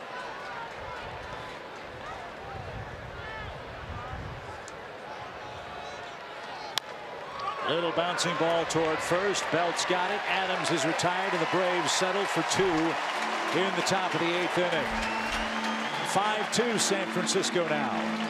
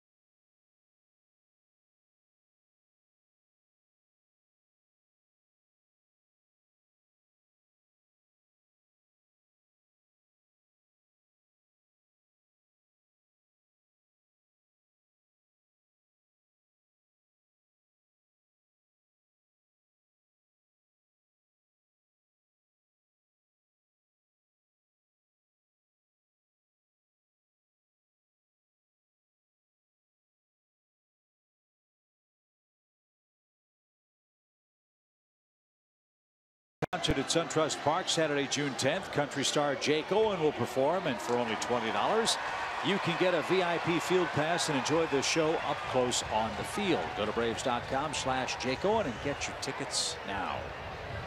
Braves scored 2 in the 8th to make things closer. It's 5-2. Giants are coming up. Joe Panik leading off.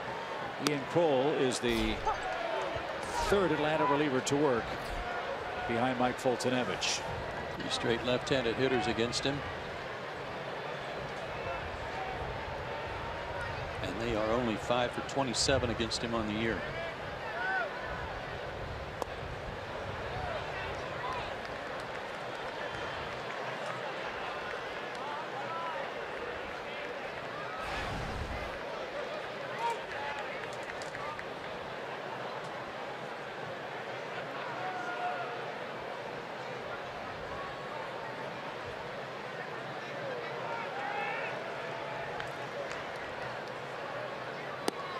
Swing and a miss. Kroll's off to a good start. That was a great sequence. Panik has struck out. He's 0 for 3. 1 away. And here's Brandon Belt.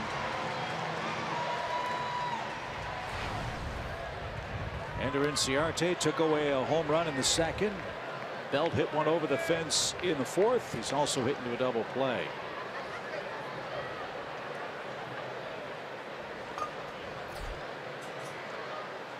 Belt's an interesting guy. As we've seen, he's got a lot of pop in his bat, but he's the only National League player who's in the top 9 in strikeouts and walks. Huh. And now double digits in homers with 10. 51 strikeouts, 31 walks for the Giants first baseman and sometimes left fielder. He's got a quick swing, very good hands in his swing. He's strong. It's a quick bat.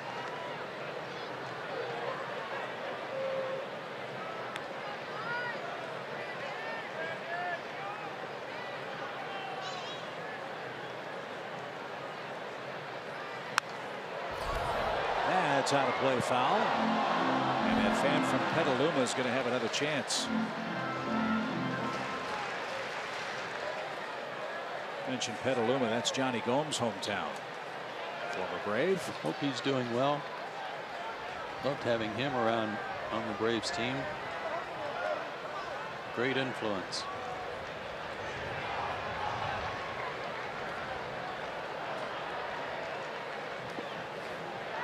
Petaluma is also the hometown of Lloyd Bridges. Is that right? Star of Airplane. No, Sea Hunt. Oh, I liked him better at Airplane. 2 balls, 2 strikes.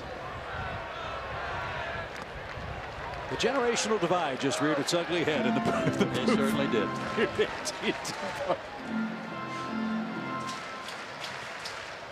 So, Joe, I guess you picked the wrong week to well, never mind. Comedy hijinks versus real life deep sea drama. It's true. I can't argue that.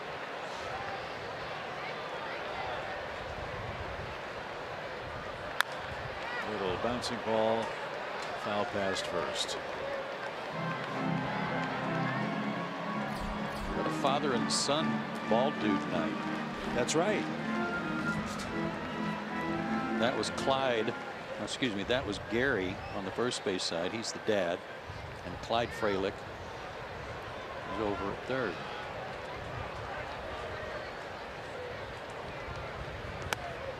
And that's up and in. Brandon Belt's going to take a walk. Yeah, Gary on the first base side is 66.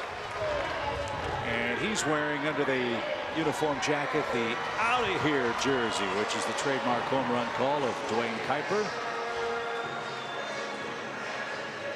And then Clyde, who lives in San Leandro, grew up in New York, and was raised a Giants fan. That's pretty cool. They can come hang out at the ballpark, catch a few ground balls, and laugh at the other one if they mess one up. Swing and a drive by Crawford. He hit it a mile. And well fouled. And I think that one might have splashed down. It did.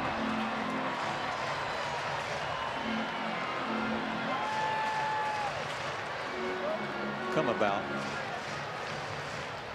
Something bounced in the water. And is that an otter or something? What is that? Somebody with a fishing pole that had something, wasn't it? I don't know. I just saw motion in the water. I thought, oh, a dog. Is a dog out there?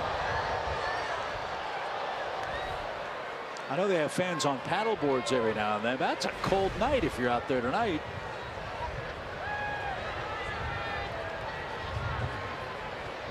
Wow. That's pretty cool. No balls, 2 strikes.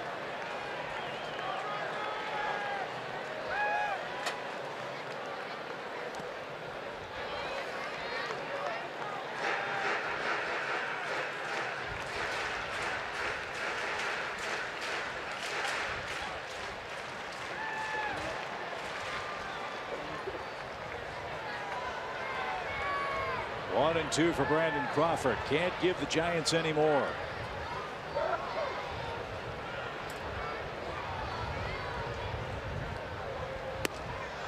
And a swing and a miss.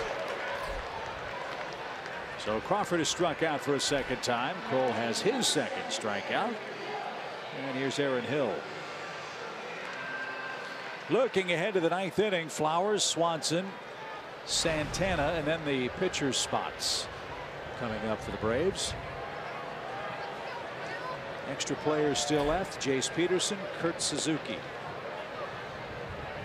And Mark Melanson, their closer, is loosening down the left field line. Braves know all about him from his time with the Nationals.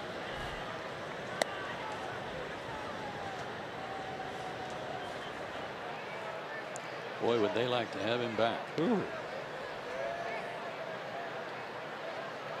Runner goes, got a huge jump, and absolutely no chance to stop Brandon Belt from stealing his second base of the year.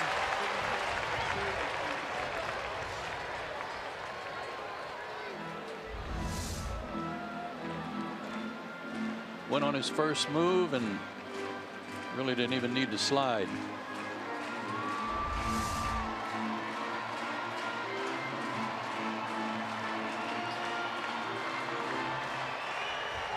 Nationals were victorious today, 3-0 over San Diego. Coda Glover's been named their closer now. And Dusty Baker's not with the team this weekend. He's attending his son Darren's high school graduation here in the Bay Area. Well, the sellout crowd hooting and hollering. 2 balls, no strikes.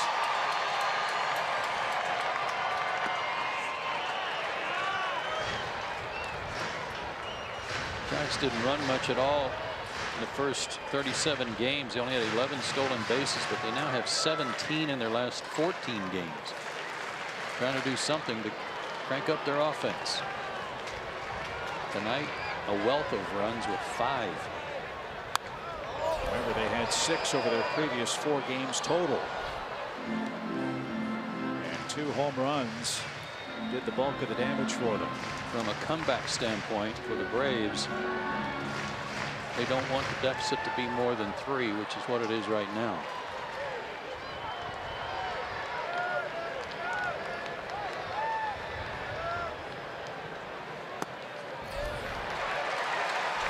So this is what we've seen from time to time with Ian Cole. Strikeouts and walks. And here's Huntley, who hit the first of the Giants homers tonight. It's 14 walks for him in 18 2/3 innings. He's also got 15 strikeouts, as you pointed out. Seems like it's one or the other. But at this stage of the game, late in the ball game, can't afford those freebies, especially left-handed hitters like to Belt.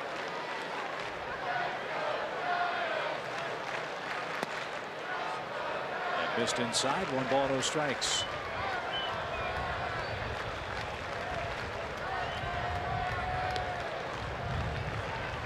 Braves don't want to, but they may have to get someone up in the bullpen again. It's Jason Mott who's going to sprint down to the pitching rubber and start to throw for a second time.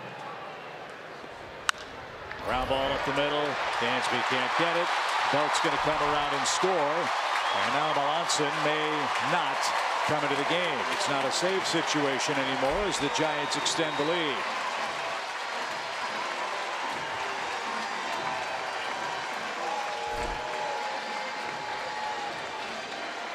Oh, those bases on balls.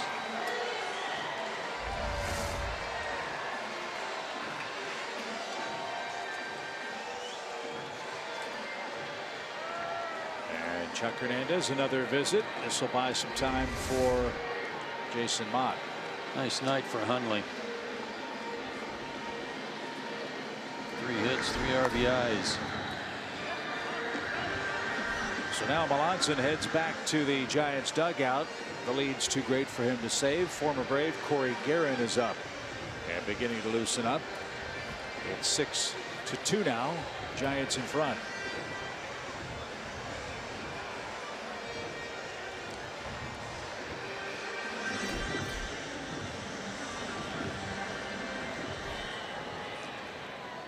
A 2-out trouble, a big part of the game for Atlanta tonight.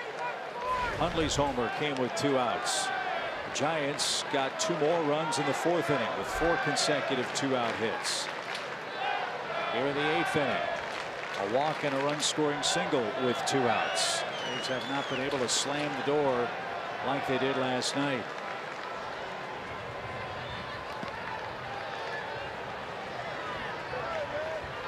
Mike Foltynewicz started 4 innings, 7 hits, 5 runs, 2 homers. Mike was not very good tonight. Freeman and Jackson, 3 innings of 1-hit relief. Ian Kroll's run into trouble in the 8th. And that one ricochets off Kroll's leg. Swanson with a backhand stab makes the fielding play and throws out Williamson, who almost hit the umpire with his helmet in a fit of desperation. A 1-6-3 end to the 8th inning. The Giants pad their lead at 6-2.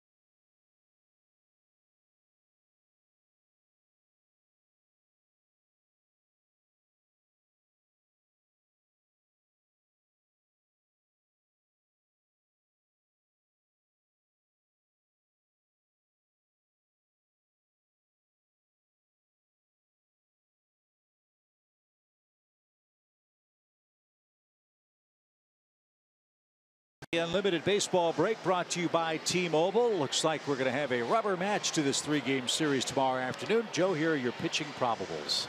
Some pretty similar numbers between R.A. Dickey and Johnny Cueto, although Cueto's got a ton of strikeouts, a little lower batting average against him.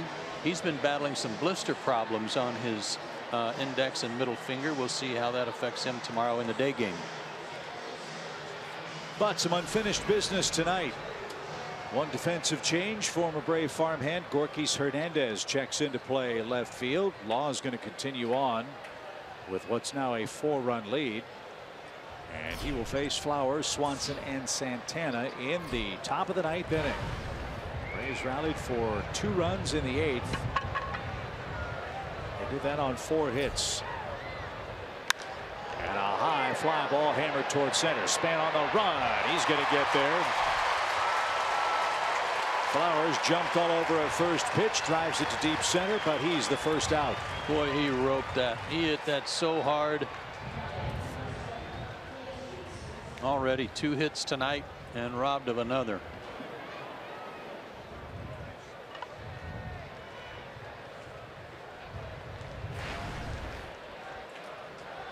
Swanson walked back in the Atlanta 3rd. He was the first Braves base runner. Atlanta didn't get a hit until the 4th when Nick Markakis singled. Time block. The Giants starter, 2 runs in 7 2/3 innings.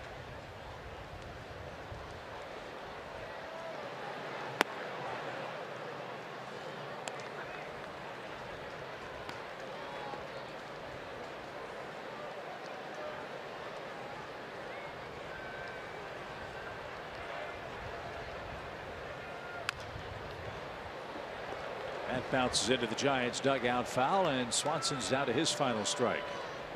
Law's got a little tricky windup too, where he doesn't go into a full leg kick, but takes his hands over his head and then strides right to the plate. Good picture here.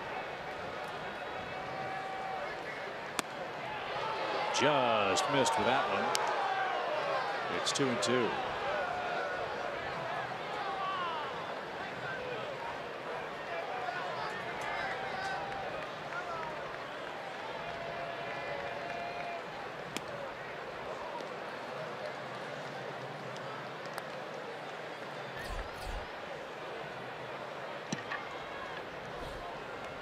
Andy Santana's waiting next.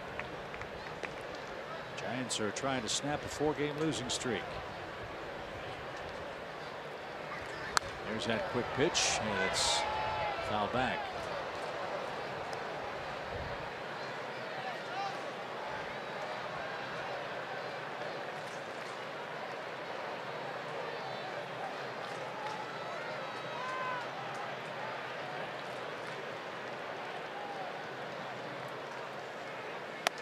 And Dansby with a good at bat. Walks for a second time.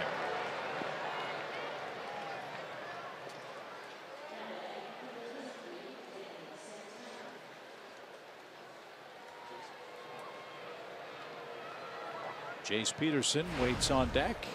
Barring a double play, he'll pinch hit for Kroll.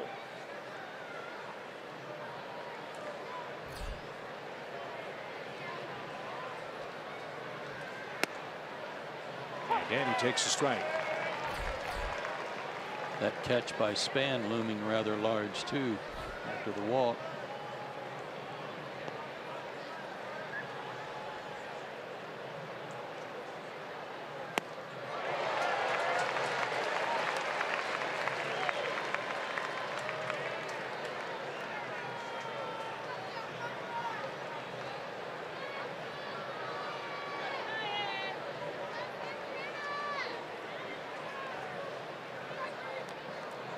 What a stop.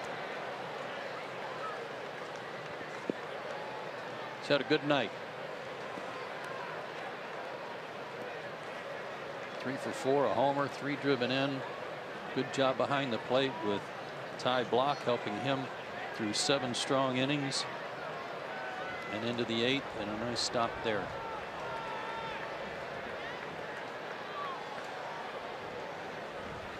One ball, 2 strikes.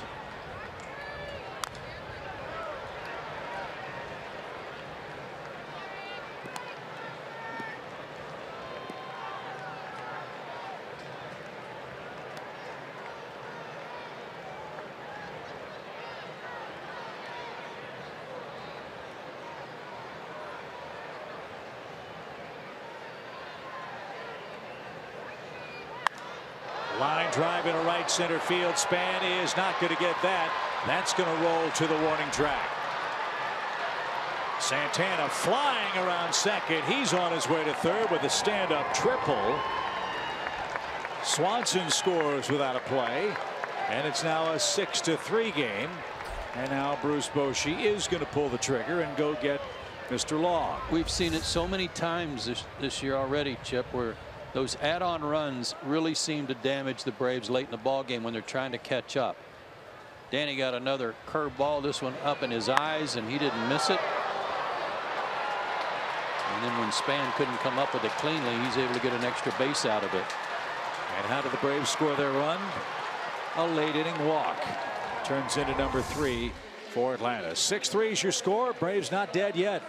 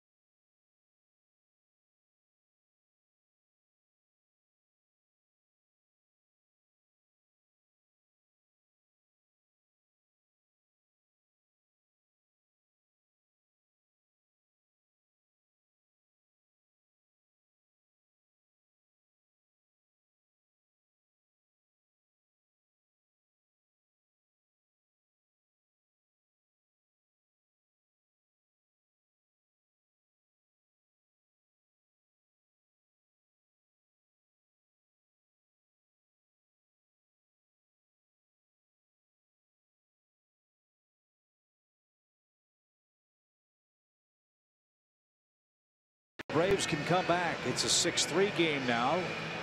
Potential run number 4, 90 feet away in the form of Danny Santana, who just tripled. Jace Peterson's going to be the hitter. Giants closer is now Mark Melanson. He has saved 4 in a row and 9 of 11 on the year, as you see there. Was on the DL for a brief time, nursing a right pronator strain in his right arm. Oddly, his splits are a little backwards. Right-handers are wearing him out. They're hitting .444 off of him, 12 for 27. Left-handers just 5 for 28. Cutters, cutters, cutters, and then curveballs. And if there was one huge Achilles heel for the Giants last year, it was the 9th inning. They had 43 blown saves last season. 43 of them. Well, let's see if Jace can keep it going.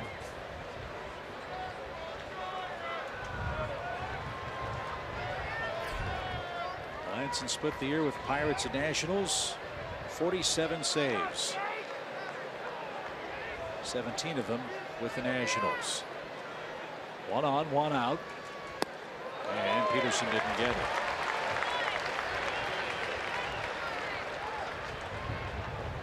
Melanson is signed through the 2020 season.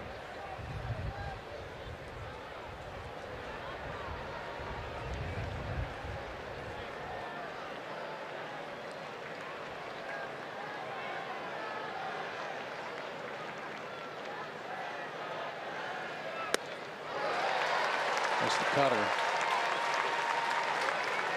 Starts kind of at the middle to inner third of the plate and right in on your knuckles. So Jace has a fight. He's behind 0-2.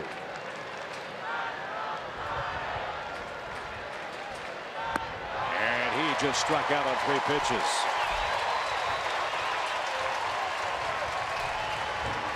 That's up to Ender to keep the game alive for Atlanta. 2 outs. Like a spike curveball, knuckle curve, if you will, right over the top.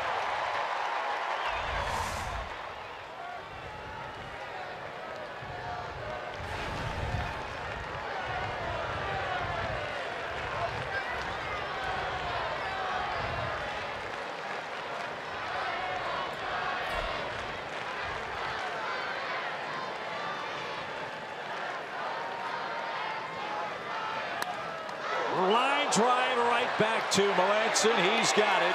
And that's going to end the game. If he doesn't get it, that might have been a single and another Atlanta run. Instead, the Giants hang on and win game 2 and even the series. 6-3 the final score. 5 of their 6 runs came with 2 outs. And Mike Foltynewicz's 3-game win streak is over at AT&T Park. 6-3 is your final score. We look forward to game 3 here tomorrow afternoon. R.A. Dickey for Atlanta.